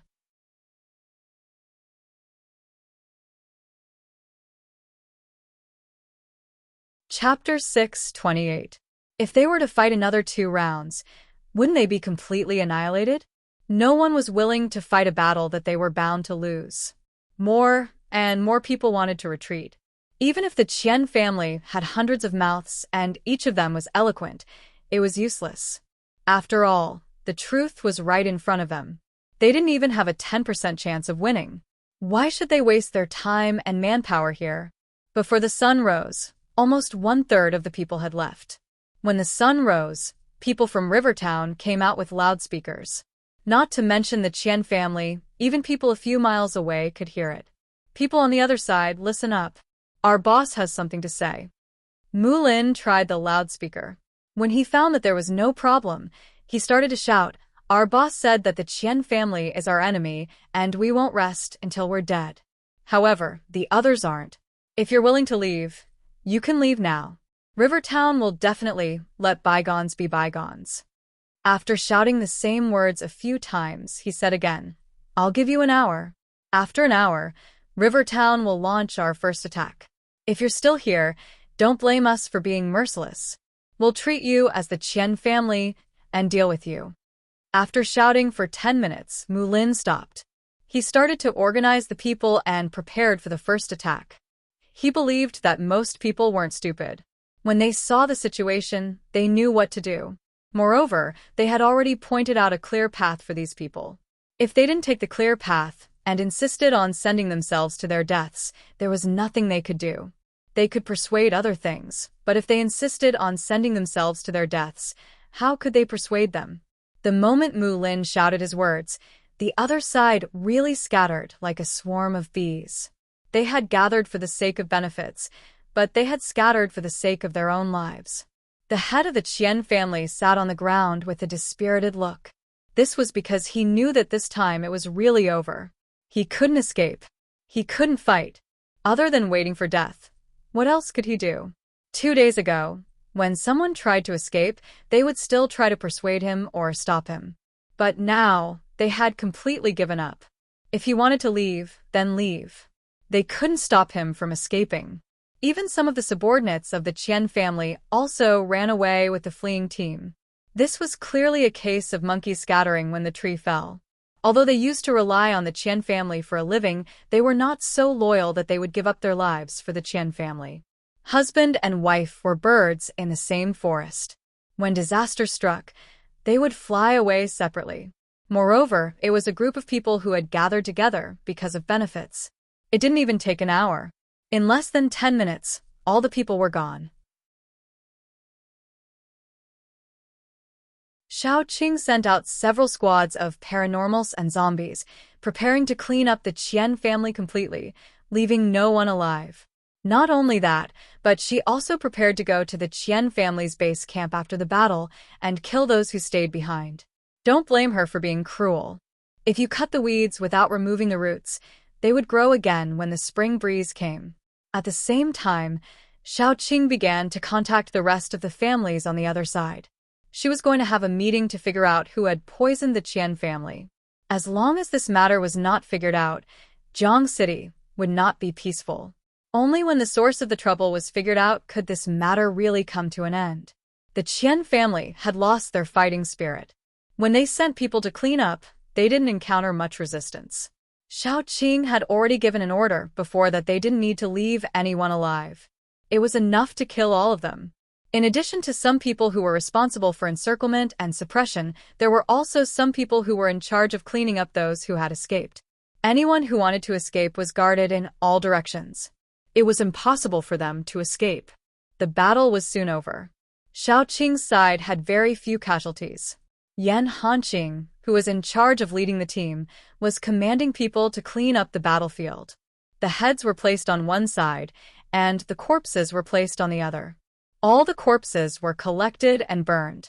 Maybe they could be used as fertilizer. The heads were placed on the other side and counted one by one. The number of heads represented the number of people killed. On the tall pyramid of heads, the head of the Qian family was stacked on the top. There were still bloodstains in his eyes. At that time, he already knew that the Qian family was finished. Whether it was those who came out or those who stayed behind, they were all finished. This was the result of a man whose heart was not content, was like a snake trying to swallow an elephant. If they weren't greedy at that time and insisted on gathering people to attack Jiang City, they wouldn't have ended up like this. As a result, the entire Qian family was uprooted, shaken off the soil, and burned as firewood. It was said that a moment was enough to cause eternal hatred. The ancients didn't lie.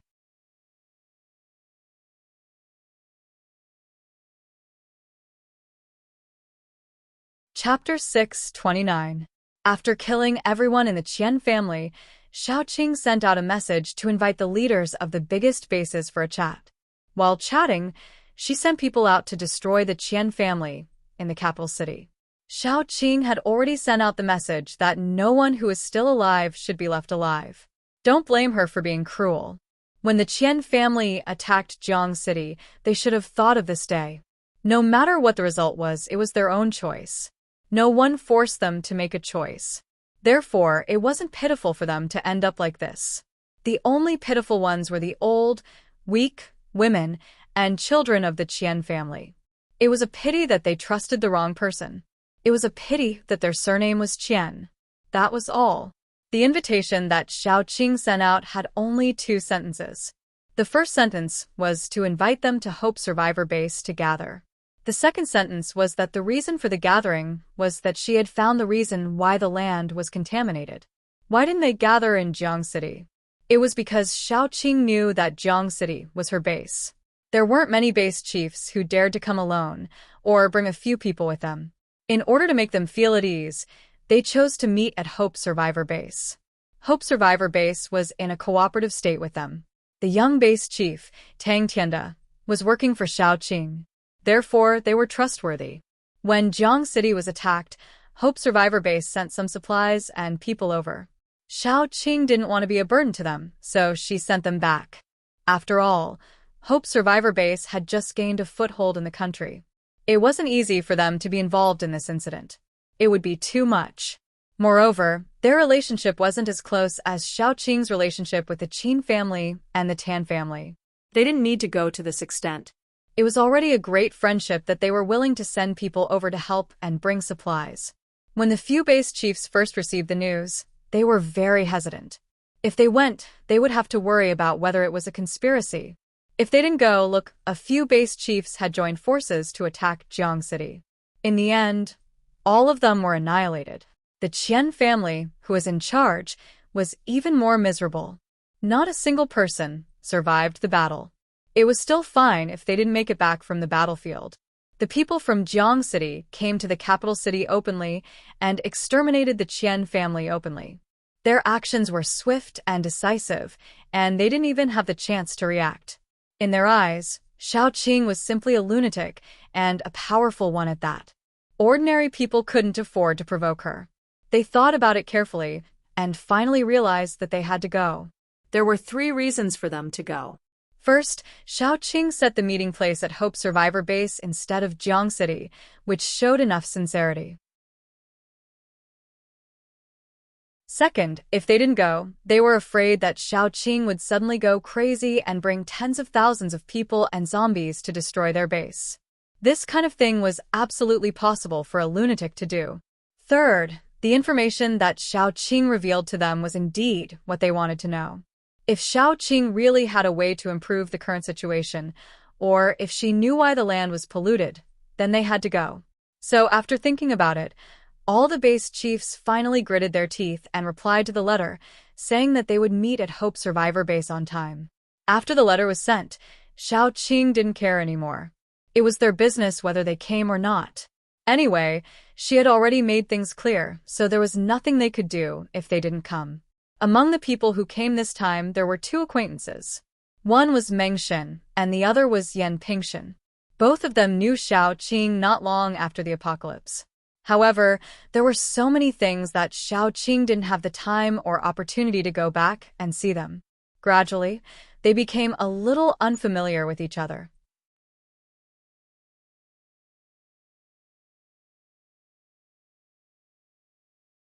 Chapter 630. However, it was only a little. When they met again, although they were a little emotional, they quickly recovered their previous feelings. These 2 men didn't even bring a single guard, and they were the fastest to arrive. Xiao Qing's message had only been sent out a short while ago, and the 2 of them had already arrived.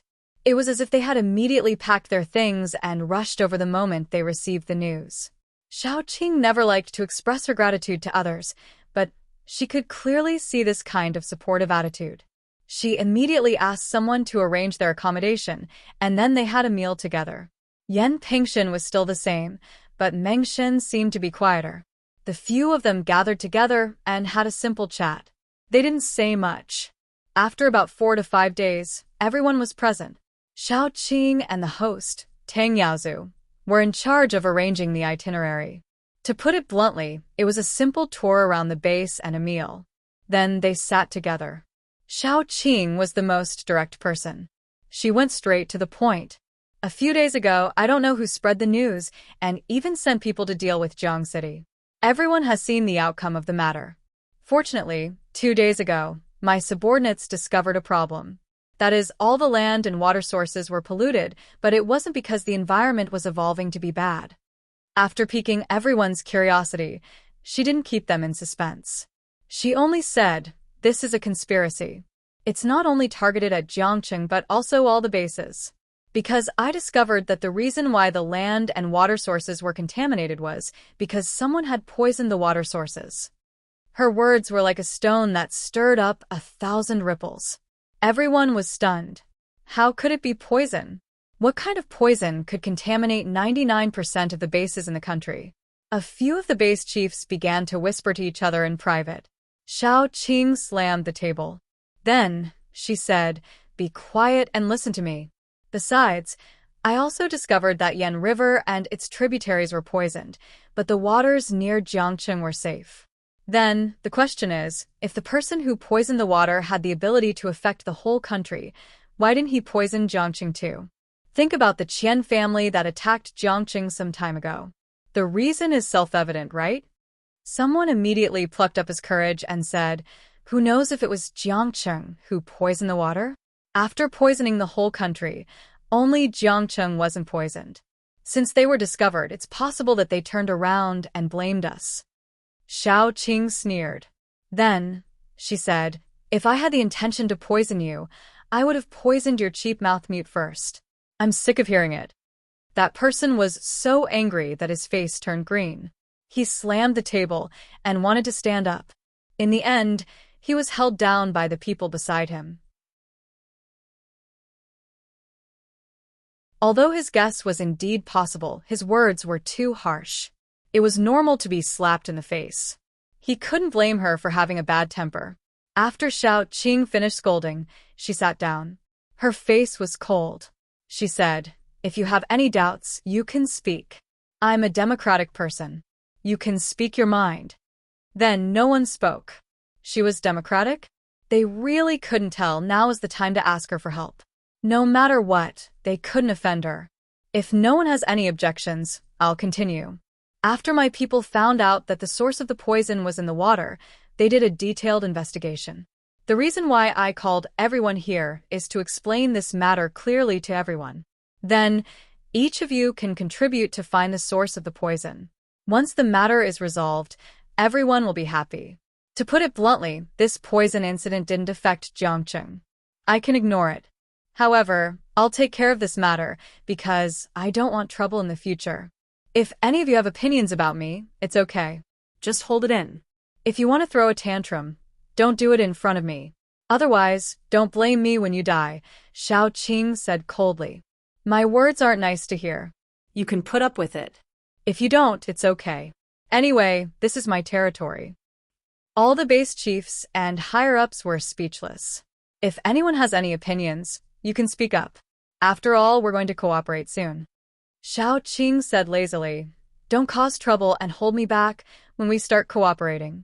If you didn't know that I have a bad temper in the past, you should know now. When the time comes, I won't be polite to anyone who causes trouble or holds me back." Someone immediately said, "If each of us sends a few people, will it be like the Qian family, where there are many leaders? Or will we choose one leader to lead everyone? We have to clarify this matter. Otherwise, no one will feel at ease." Xiao Qing was a little impatient. This was the biggest problem when working with this group of people. Their hearts and minds were always filled with power. Everything else had to be pushed to the back of their minds. "I didn't say that we're going to cooperate with you to settle this matter. What I mean is that each family should send a few people to investigate separately. If we investigate together, it won't be a problem. No one needs to care about each other. Anyway, it's not like we're going out to fight. If we have to find a leader to investigate something, it's annoying." Xiao Qing said coldly, "If we find a leader, we'll probably have to negotiate for a few days. By then, the person who did this in the dark would have destroyed all the evidence. Why would we need to wait for you to investigate?" That person's face was a little red. He muttered a few words but didn't say anything else. "If no one has any more questions, this matter is settled. Each of you will send a few people and organize a few teams to investigate separately. Find out the source and the problem. Figure it out and solve this matter. It will be good for you, good for me, and good for him," Xiao Qing said lightly. Yan Pingshen was the first to express his support. "I think Castellan Xiao is right. Everyone, don't guess who the person who poisoned is. When the source is found and the matter is solved, it won't be too late to study this. After all, our biggest problem now is that the land is polluted and can't produce food. After solving this biggest problem, the other problems won't be a problem." People agreed one after another.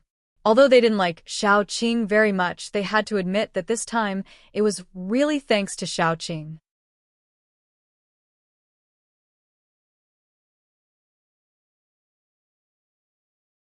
Chapter 631. Without Xiaoqing, no one would know that Yanjiang had been poisoned. They would still have to live without food and water. No one knew what would happen in the future. Although Xiaoqing stood up for them because she didn't want to be implicated, they would remember this favor. People should be like this. If others were good to you and helped you, no matter what the reason was, at least you should know it in your heart. It was just like if others helped you because of your own problems, shouldn't you be grateful? Those who had such thoughts were mostly evil. People said that good people didn't live long, but who would remember that bad people often had worse endings? In the past, when they had a meeting, it would take at least 10 days to half a month to reach a conclusion. However, after chatting with Xiaoqing, it was settled in a few minutes. They all sighed. No wonder Jiangqing City could develop so quickly. It was so efficient. After confirming the cooperation, they chatted for a while. In the end, they decided that each family would send 2 teams to search for the source of the poison along Yanjiang. They also sent people to some of the tributaries. For safety and other considerations, they had a total of 8 survivor bases. Including Jiangqing City and Hope Survivor Base, there were 10 in total. Each base would send 2 teams, so there were 20 teams. The 20 teams were divided into 5 groups. 4 teams were in one group. The team that was in the same group as Xiaoqing was from Yan Pingshan's base, the team from the capital city, and the team from Hope Survivor Base. This team was led by Xiaoqing. In addition, there was another team led by Mu Lin. They were cooperating with the other bases. Yan Qiue and the Goose siblings were left in Jiangqing City. After all, it was their home. They couldn't let others raid it. Each team had 5 to 10 people, but they were all elites. For example, in Xiaoqing's team, there were Xiaoqing, Qin Zishi, Erdai, Xiaotong, Xiaoyu, and a male android. This cyborg was the one who had placed Xiaoyu in his chest. He did not have a name and could not speak. After some time, everyone gave him a name. He was called Little Six because he had 6 fingers. With Yan Hanqing's current strength, he could be ranked in the top 5 in Jiang City. However, he was a low-key person and not many people knew about him. Hence, he was asked by Xiaoqing to protect Mu Lin. Xiaoqing was worried because psychic paranormals tended to have weak bodies. However, although she was worried, she was clear about Mu Lin's strength. Ordinary people would not be able to make things difficult for her. With Yan Hanqing's protection, it would be enough. Xiaoqing's voice was neither loud nor soft, just loud enough for most people to hear. Mu Lin, when we go out later, I won't be by your side. If anyone dares to bully you, beat them to death. If you can't beat them, call them your brother-in-law. If they die, it's on me. Our family members don't bully the weak, but we can't let others bully us. If your brother-in-law can't beat them, come back and call me. I'll beat them back even if I don't do it. Even if you beat them, I'll beat them to death. The surrounding people all lowered their heads. They were afraid that the corners of their mouths were twitching so badly that people would think that there was something wrong with their faces. Moreover, they all sighed in their hearts. They had never seen such a protective person. It was simply terrifying. They decided that when they went back, they would tell everyone in the base that in the future when they went out to bully people, they had to first ask if the other party was from Jiangqing. Otherwise, they would not know what was going on if the other party came to their doorstep. Not to mention other things, this person from Jiangqing was first class in her ability to protect people.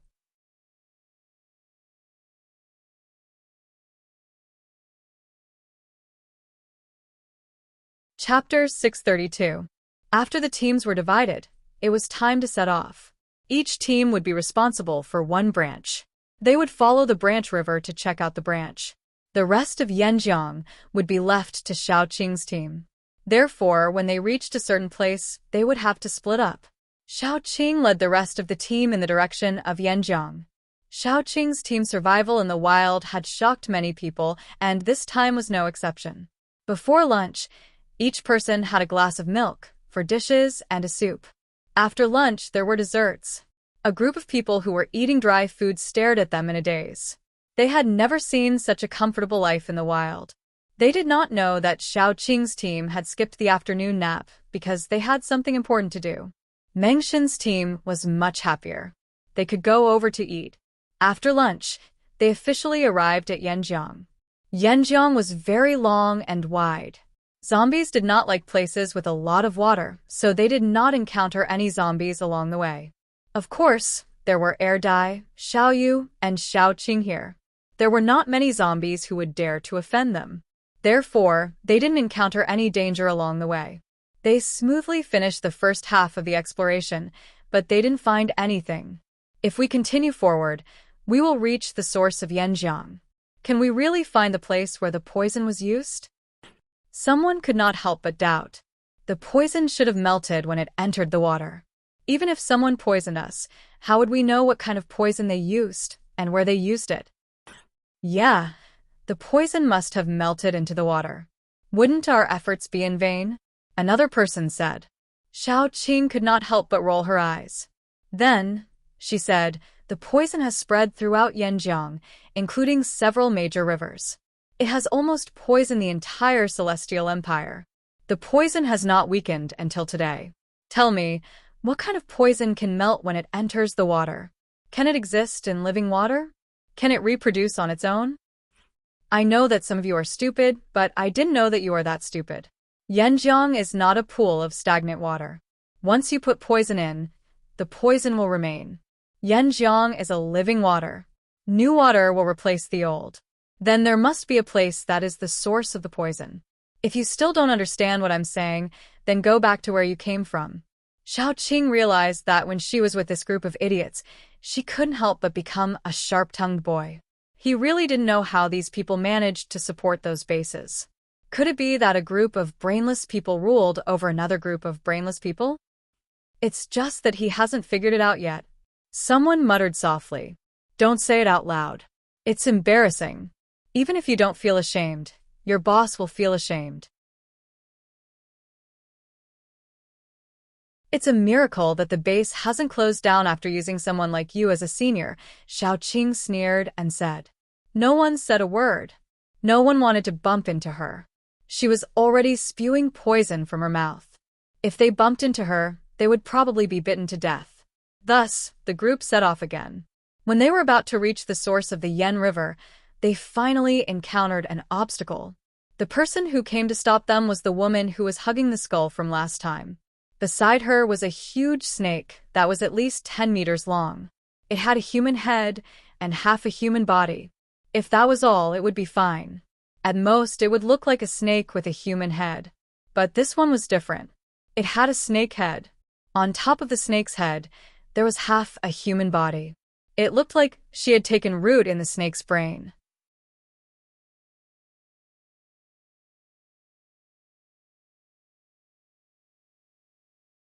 Chapter 633.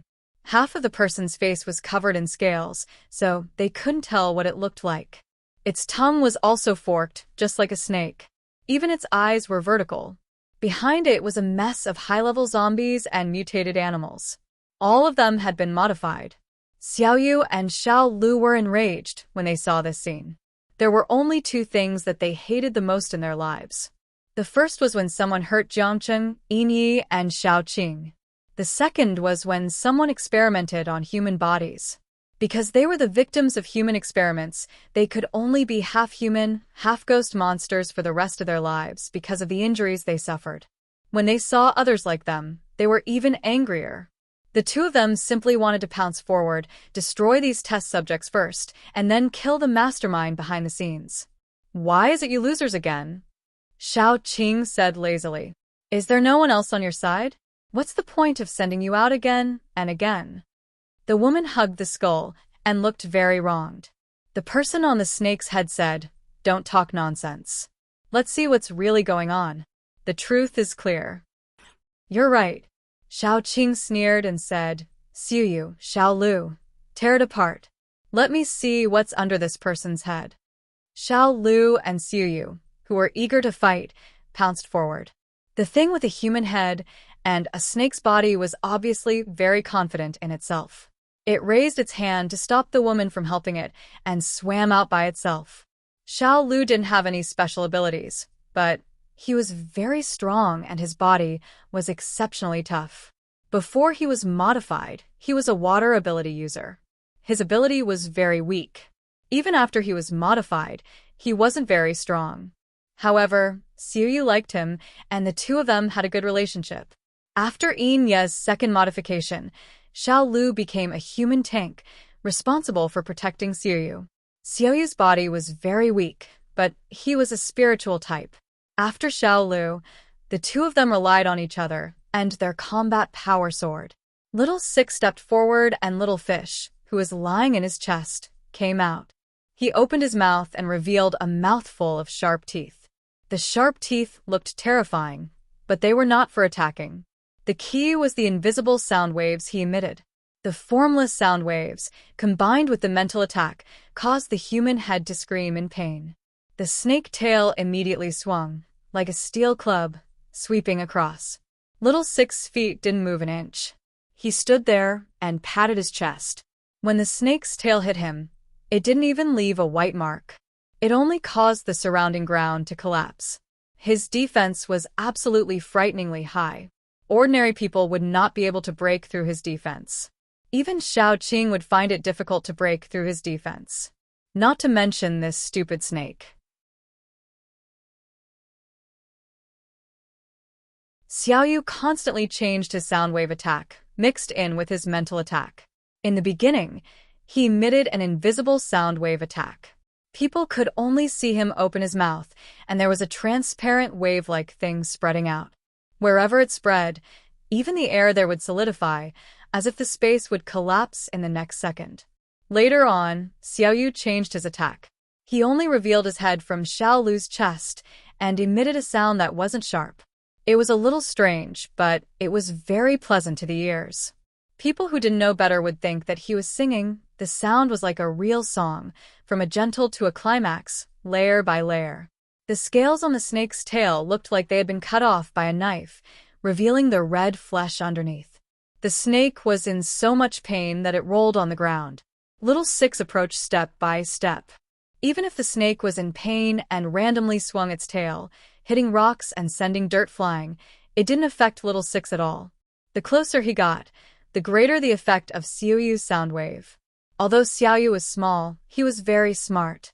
He separated his sound wave attack from his mental attack because he could see that the thing controlling the snake's body was not the snake's head, but the human head above. His mental attack was specifically targeted at the human head, and his sound wave attack was targeted at the snake below. With both of them working together, the effect was very fast. The pitiful snake quickly lost most of its scales. Its body was covered in blood, like a skinned woman, rolling around on the ground. The woman holding the skull wanted to save the snake, but she was stopped by Xiao Qing. The vines seemed to be alive as they blocked in front of her. Xiao Qing said lazily, "If you want to go up and help, it's okay. We will have one more person on our side. What do you think of me?"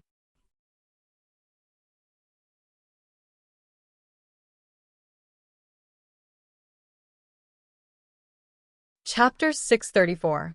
The woman who was holding the skull immediately became obedient. She would dare to try fighting other people, but against Xiao Qing, she would have to look at the time and place. Therefore, she could only watch as the snake woman was killed by Xiuyu. In fact, she did not want to fight against Xiao Qing at all. Xiao Qing's strength was too terrifying. She was no match for him at all. However, the key was that the higher-ups had given the order. Even if she did not want to, she had to do it. As soon as the snake woman died, she knew that she could not delay any longer. She immediately gave the order to attack. All the zombies and mutated animals rushed forward. Some people were stunned. They were a little flustered when they resisted. After all, these strange creatures only appeared in movies, TV shows, or stories. Even during the apocalypse, they had never seen such strange creatures. Moreover, from the tone of the voice, these things were the results of human experiments. After the apocalypse, human experiments were strictly prohibited. It wasn't just the capital that had issued a notice prohibiting human experimentation. Other bases had also strongly prohibited human experimentation. Therefore, after the apocalypse, these things were generally not seen. However, this time they saw a bunch of them. It seemed that none of them were weak. "What are you all standing there for?" Shao Qing was angry. He wanted to give each of them a whip. What time was it now? How could they still be in a daze? It was a miracle that these survivors' bases in China still existed. Could it be that in the past 2 years, the bosses were all brainless? It was also a miracle that an idiot boss and a group of brainless higher-ups could not close down the base. After Shao Qing shouted, they came back to their senses and took up their weapons to resist. Although the woman who was holding the skull had more people, their strength was still not enough, especially when compared to Shao Qing. Shao Qing easily killed the zombies and mutated animals. At this time, a man suddenly appeared from the sky. He stood on the back of a large spider. His back was slightly bent, and he looked like a wolf, tiger, or leopard that was ready to attack. The moment he appeared, Shao Qing felt her hair stand on end, as if she was being targeted by a wild beast. A ball of tender green vines suddenly appeared in front of her, forming a shield. A sharp spider leg, like a spear, pierced deeply into the vines. Fortunately, the vine shield was thick and solid, and the spider leg only managed to pierce a small part of it before it got stuck and stopped moving. Shao Qing looked at the man standing on the spider's back. His face was covered by a mask, so she couldn't see his face clearly. The only thing she could see was his pair of green eyes. His pupils were like those of a cat, and they carried a wild and deep aura of death. After the man showed up, the woman who was holding the skull quickly moved behind him. She lowered her head with respect and fear. The man's voice was very hoarse. Trash. Shao Qing inexplicably felt that this voice was a little familiar, but she really couldn't remember where she had heard this voice. Shao Qing could only look at the man carefully. The man's arms were very long, almost reaching his knees. His black nails were long and looked very dangerous. Except for that, he did not expose much of his body. Shao Qing could not tell who he was. The man's voice was still hoarse. "No wonder you are a level 7 zombie king. My men are no match for you. See you later. I hope that when we meet next time, you will be stronger than you are now." Seeing that he was about to leave, Shao Qing threw out the dagger in her hand without saying a word. The huge spider leaped into the air, revealing a pale human face. The eyes on the face suddenly opened, and a beam of light shot out from the white eyes. The dagger melted as soon as it touched the light.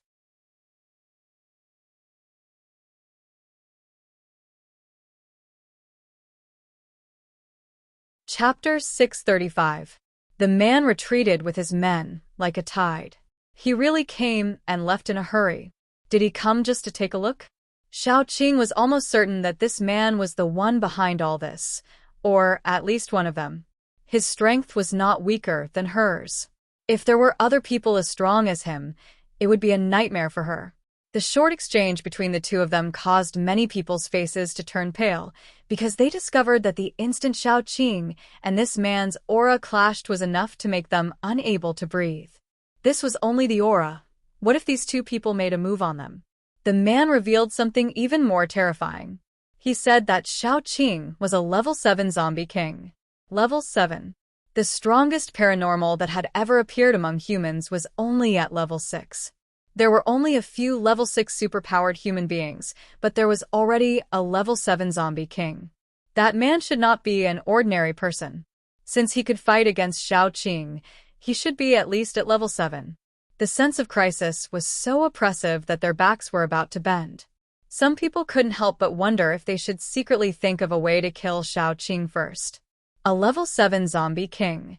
She was very likely to be the first level 9 zombie emperor in the world. No one knew if Shao Qing had the idea to attack all human beings, but what if? What if she really attacked human beings? How many people could resist her?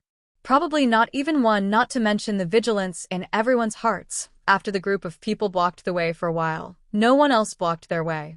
They successfully reached the source of Yen River and finally understood why the poison in the water did not dissipate. At the source of Yen River, There were corpses everywhere. They were all strange-looking corpses, which looked like zombies. Their bodies were full of large and small pustules. Once the pustules burst, black water would flow out. The corpses were floating in the water at the source, which contained a lot of corpse poison. As long as there was fresh water, it would be quickly contaminated. Everyone was stunned because there were just too many corpses.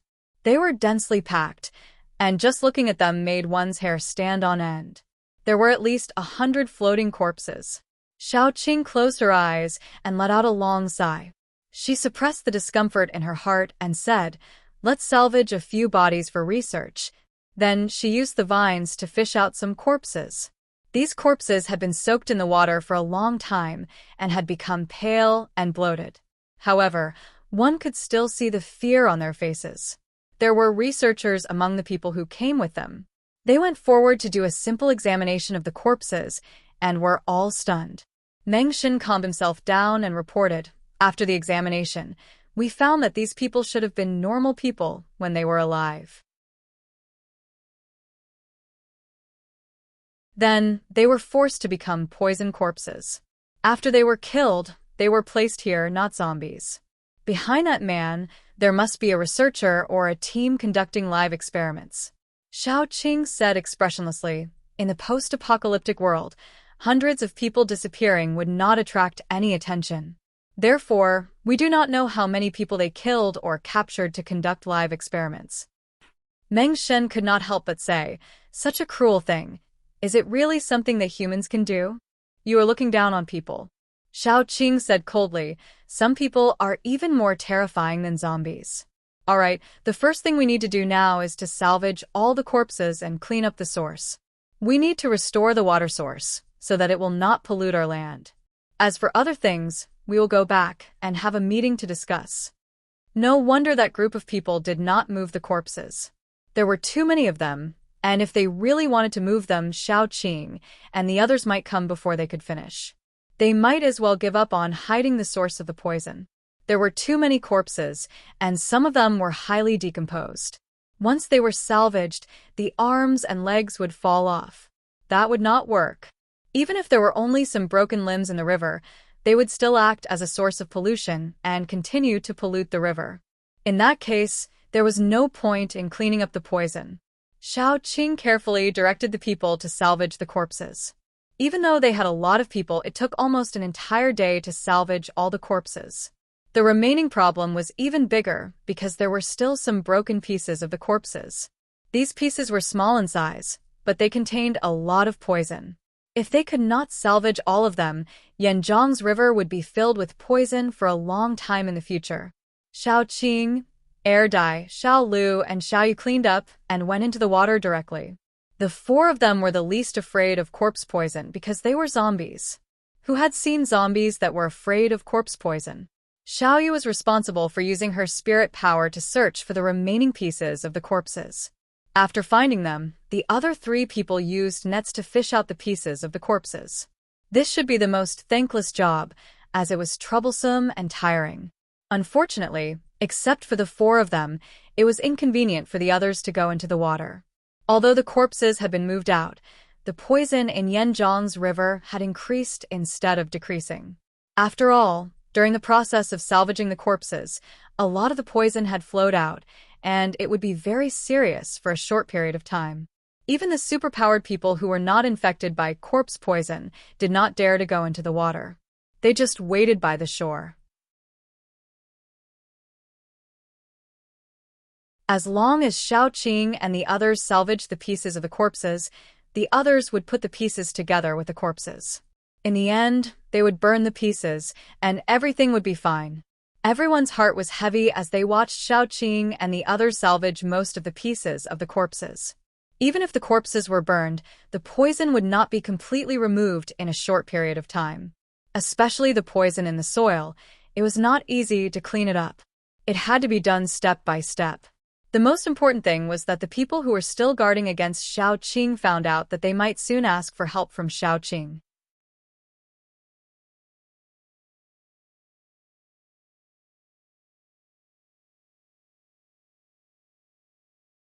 Chapter 636.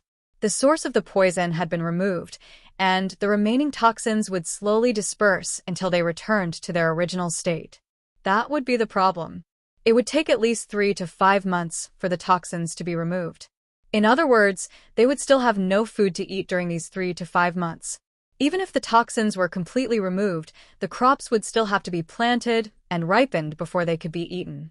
So, what should they do before the toxins were removed and the crops ripened? The food they had now was definitely not enough to support them until the crops ripened. At least, it was impossible for all the bases to support them. So the problem was that there was a big grain and vegetable grower here. Everyone looked at Xiaoqing differently. No matter what, at least for now, they didn't dare to offend Xiaoqing because they might need to go to Jiang City to buy some vegetables and grains. If Xiaoqing didn't sell them, what could they do? They couldn't beat her. So should they kneel down and beg? Therefore, they had to build a good relationship with her. Some of the people who had refuted Xiaoqing at the meeting regretted it now. Why did they have such a bad mouth? Retribution had come. I think we need to leave some people to be stationed near the source of Yan River to prevent any more accidents. Xiaoqing breathed a sigh of relief and said lightly. Although the process wasn't satisfactory, at least the problem was solved. The crisis in Jiang City was also solved. Naturally, she didn't know that there was a big problem on the other side. Jiang City. Don't panic. Paranormals above level 4, follow me.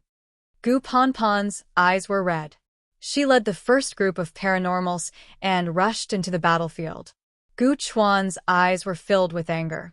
He went to find Yi first. In Jiang City, there were only 2 people who could command the zombies. One was Xiaoqing, and the other was Yi. Now that Xiaoqing wasn't here, he could only find Yi. Gu Ponpon's eyes were bloodshot. She had never liked anyone in her life. She had only liked one man, and this man had betrayed her. In the end, Gu Panpan found out that he was just plotting something. He just wanted to sneak into Jiang City. At the critical moment, he even opened the gates of Jiang City. That's right. How could there be so many men in the world like Xiaoqing's men, who poured all their sincerity and affection on a woman? While the fight was going on, a man quietly entered Xiaoqing's residence. He was wearing a thick cloak that covered his entire body. Not to mention his face, even his hair was not exposed. The man walked around the house and went straight to the back garden. At this time, there were only 2 people in the garden. One was Xiao Bao, and the other was the female zombie called Xiao Huahua. The 2 of them were playing games in the garden. Xiao Bao was very sensitive. He looked up, and his pale eyes moved. Who are you? The man lowered his head and sniffed. Xiao Bao could only see his teeth under the cloak. They were pale and ferocious. Huahua walked over quietly and protected Xiao Bao. At this time, the man suddenly stretched out an arm covered with scales. The sharp nails looked like knives, stabbing toward Xiao Bao. Huahua blocked it immediately. Her body liquefied in an instant. The moment the arm went through her body, the liquefied body turned solid again. The arm was locked in her body.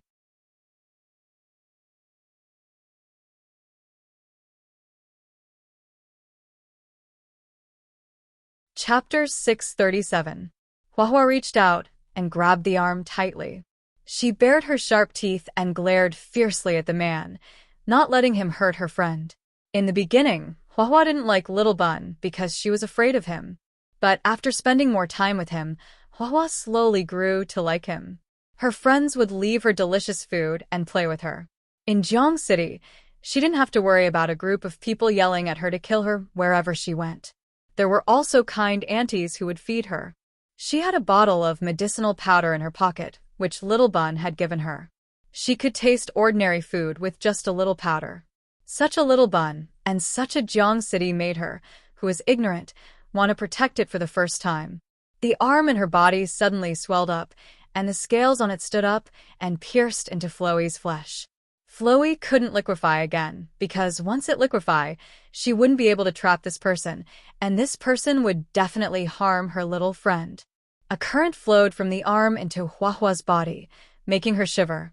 Taking advantage of this, The man waved his arm and flung Huahua away. The whole arm was pulled out of Huahua's body, leaving a big hole. Little Bun was furious. His friend was bullied, but Little Bun's only ability was to devour. He hadn't reached the stage where he could devour from a distance. He could only use his ability when he came into contact with the other party. But the man didn't give Little Bun a chance to touch him. He raised his hand and a current of air slapped Little Bun away.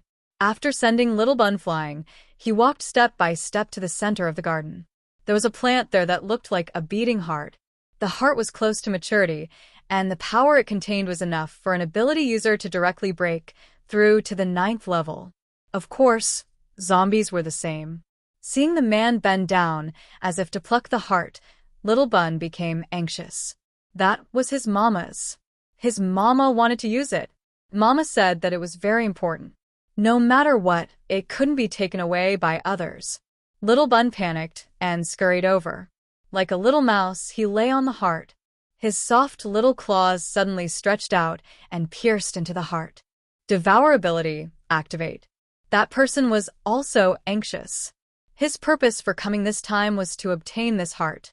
It could even be said that they had spent so much time and effort to deploy their forces just for this thing. If all his efforts went to waste, he wouldn't have a good time when he returned. But just as he was about to kill Little Bun and take the heart, Flowey jumped over and wrapped around him. Flowey turned into a ball of liquid and wrapped around him, making him unable to move for a short period of time. The two of them cooperated very well. One was responsible for trapping the mysterious man, while the other was responsible for devouring the heart.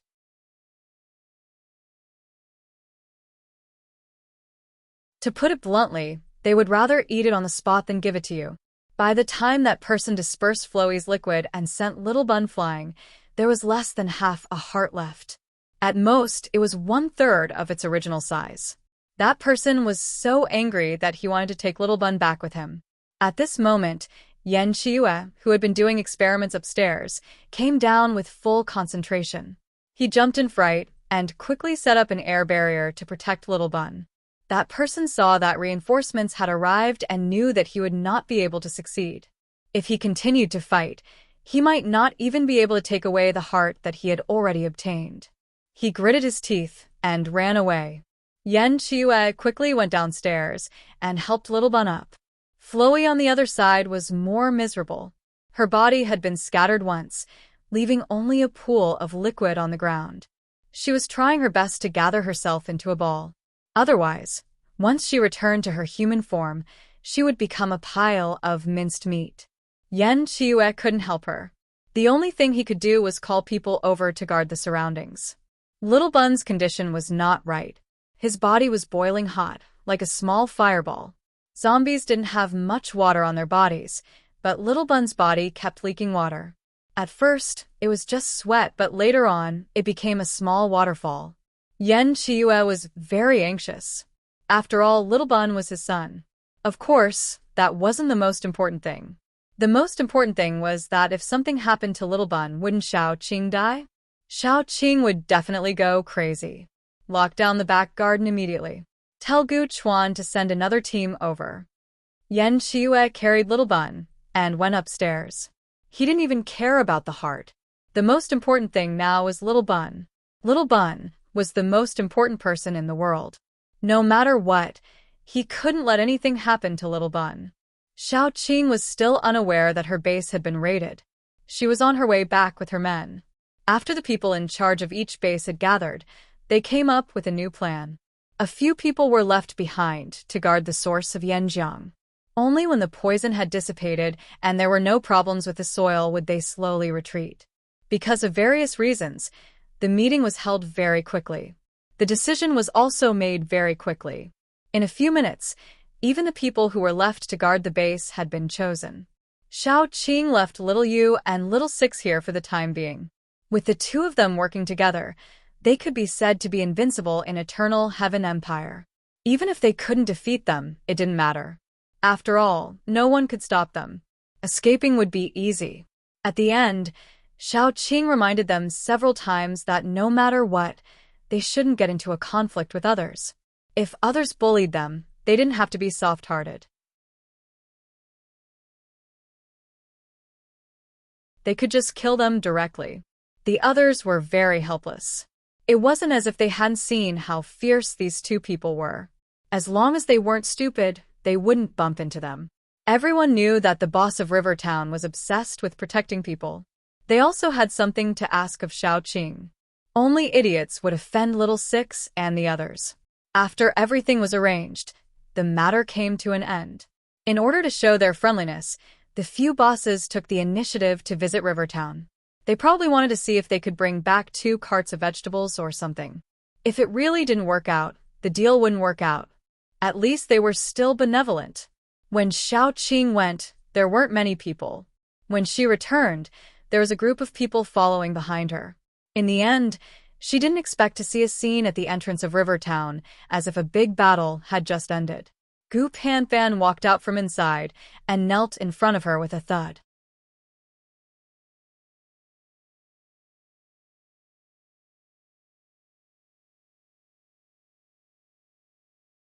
Chapter 638. Get up, Xiaoqing said expressionlessly. Gu Panfan knelt down stubbornly. Tears were coming out of her eyes.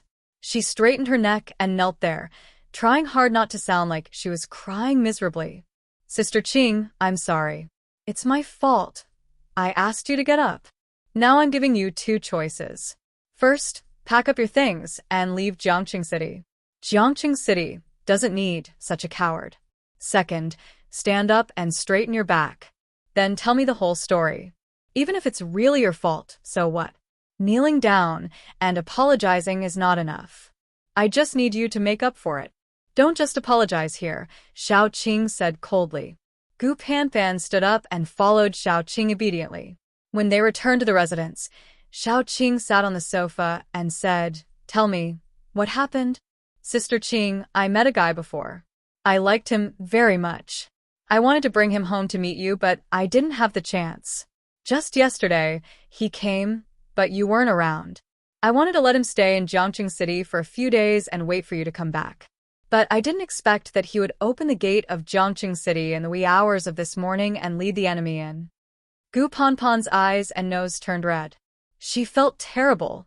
It was the first time she liked someone, but it turned out to be a complete scam. She thought she could be strong, but after seeing Xiaoqing, she couldn't help but cry. It's my fault. I trusted him.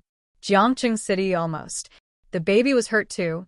Gu Panpan stretched her face out and said, Sister Qing, hit me. I'll feel better if you hit me. Xiaoqing's expression changed. What's wrong with the baby? Ah Qing, come with me and have a look. Yan Qiyu walked down the stairs and said. Xiaoqing didn't care about anything else. She jumped up the stairs and followed Yan Qiyu into the room. Little Bun was lying on the bed, with nothing on his body. His entire body was bright red, just like a lobster that had just come out of the pot. What was even more terrifying was that this lobster's body was covered in dense cracks. Blood seeped out from the cracks and mixed with sweat, drenching the bedsheets beneath him. Little Bun's physique was close to that of a zombie's, and he had very little blood in his body. Moreover, he was still a child. He must have bled out all of his blood to wet the bedsheets. Xiaoqing's legs went soft at that time. She had never been so scared before. Her baby, her little Xiaozi, was lying on the bed just like that. She did not know if he was dead or alive. She did not even know if he would wake up again. What exactly happened? Xiaoqing supported herself against the wall. She almost bit through her own lips. Yan Qiyu calmly told her what had happened. It's like this. The other party might have come for that thing. The baby was stupid and swallowed almost 2/3 of the energy. There is too much energy now, and he can't digest it all.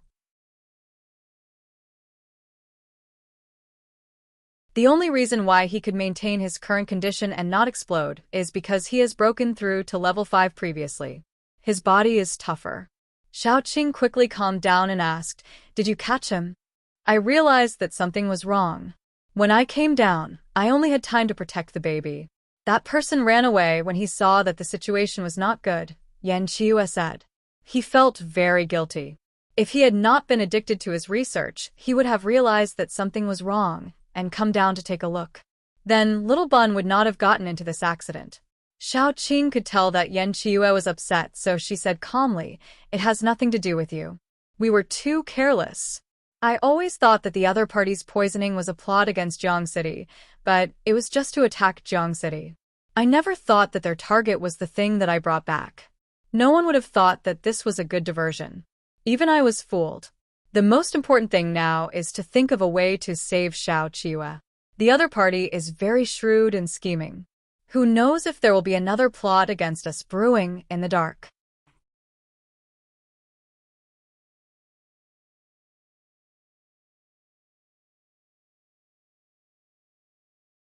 Chapter 639.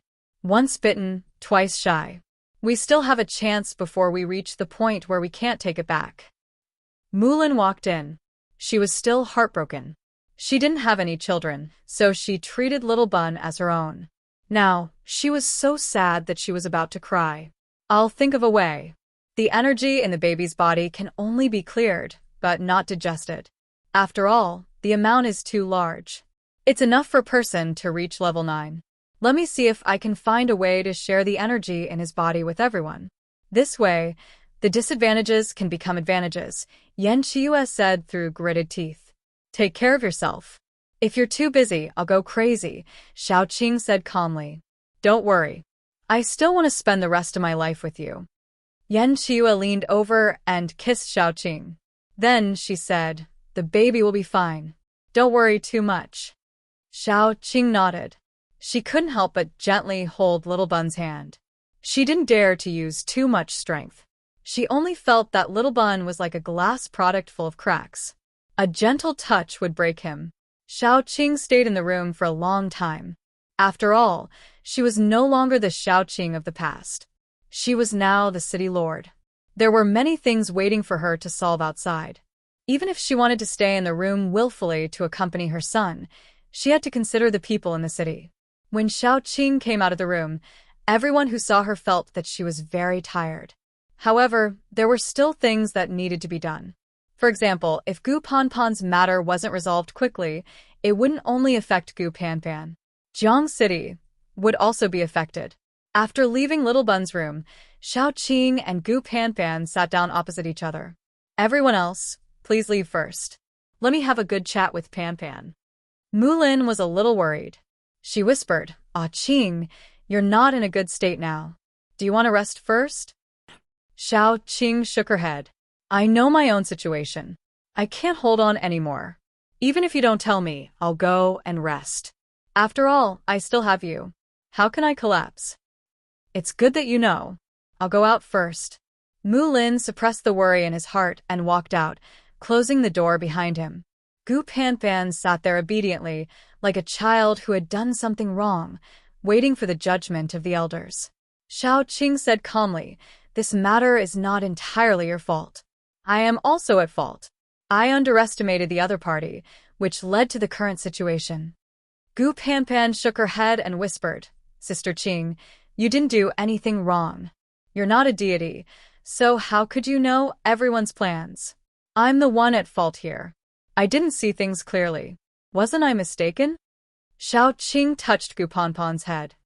"Do you know why I want to talk to you alone?" Gu Panpan shook her head. She did something wrong, but Xiao Qing didn't blame her. Instead, she put all the blame on herself, which made Gu Panpan feel even worse. Why did Xiao Qing have to take the blame for her mistake? Why did Xiao Qing have to clean up after her mess? It was always like this. She was always the one who implicated Xiao Qing. She felt very sad.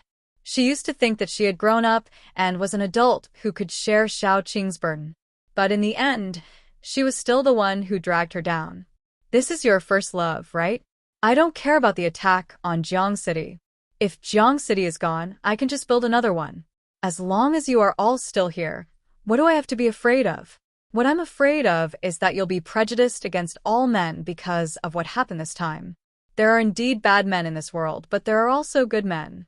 Don't reject all men just because of one experience. Although it's said that women can live well without relying on men, a life without love always seems to be lacking something." Xiao Qing smiled and said, "Look at Erdai. Look at Enchanting and look at Enrich. Aren't they very good men?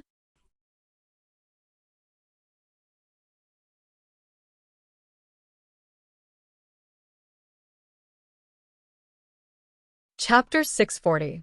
Xiao Qing squeezed Gu Ponpon's hand and said, "A woman is bound to meet a few scumbags in her life. Don't be prejudiced against all men just because of one scumbag. I hope you can live a good life in the future and be happy. Pan Pan, let bygones be bygones. Just be more careful in the future, but don't be too sad. After all, we didn't lose anything, right?" Gu Pan Pan couldn't stop her tears from flowing out. In the end, she burst into tears and hugged Xiao Qing, refusing to let go. When she was very young, her parents had passed away in a car accident. Her relatives had all coveted her family's insurance and compensation money. Fortunately, she had an aunt who treated them well. However, her uncle didn't like them and kept trying to take money from them. When her brother was 18 years old, he took her out, and the two of them depended on each other. Gu Pan Pan had never experienced the feeling of motherly love. The elder brother was like a father, and the elder sister was like a mother. If Gu Chuan played the role of a father in her life, then Xiao Qing played the role of a mother in her life. Gu Pan Pan cried like a child. There wouldn't be a third person in this life who would only worry about whether she would get hurt after she got into trouble. "Don't cry. Everything will be fine." Xiao Qing patted Gu Ponpon's back. She felt a little tired. She didn't like the current days. Every day, she had to move forward with conspiracies and calculations. She was like a hedgehog. Under her soft belly, she protected the people she wanted to protect, and then raised the sharp thorns to the outside world. There were knives, guns, and swords outside. There was a rain of bullets aimed at them. Even if she was tired, she couldn't say it because there were too many people under her wings. If she fell, what would happen to the people she cared about? Gu Pan Pan cried for a long time. Finally, she said, "What saddens me the most is not that I was betrayed, but that little Xiao was hurt. Sister Qing, you trusted me and let me and my brother guard the city. But I didn't manage to do it, and the baby will be fine. He won't blame you. What you need to do now is to wash your face and lead everyone to set up a defense. Don't let something like this happen again." Xiao Qing rubbed her red nose and said, "Even the tip of your nose is red from crying. You're so ugly." Only then did Gu Pan Pan pout coquettishly before saying, "Sister Qing, trust me one more time. In the future, I definitely won't disappoint you." Xiao Qing said softly, "Yes, I trust you." Although Gu Ponpon's personality was a little naive, she wasn't stupid. On the contrary, she was actually very smart. It was just that she hadn't realized it yet. After Gu Pan Pan left, Xiao Qing called in some of her companions. Then, she handed over all the work to them. She left Jiangcheng to Gu Chuan for the time being. Then, she went into Little Bun's room and didn't come out again.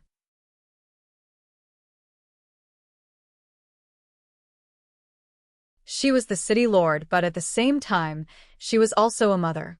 She had fulfilled her responsibilities as the city lord, but she also had to fulfill her responsibilities as a mother. For the next 2 days, Xiao Qing didn't come out of her room. For 2 days and 2 nights, she kept her eyes open and looked at Little Bun seriously. She had neglected Little Bun for a long time. If she wasn't going out to sea, she was running around outside. The time she spent with Little Bun could be counted on one hand. Little Bun never complained about his grievances. He was very, very obedient. He didn't cause trouble or complain. When the adults at home were busy, he could sit alone in the garden and play with the sand for the whole day. Sometimes he would be lonely. Sometimes he would be sad. Sometimes he would miss Xiao Qing. But Little Bun didn't say anything. The only thing he did was to stick to Xiao Qing when she came home until she left again. You're tuning in to the Dreamy Chapters YouTube channel. We're so grateful for your support, and don't forget to subscribe to join us on this incredible journey through captivating stories. Your generosity through donations truly makes a world of difference, as it's the primary source of revenue that allows me to expand and enhance this channel for you. Thank you from the bottom of my heart for being a part of this adventure.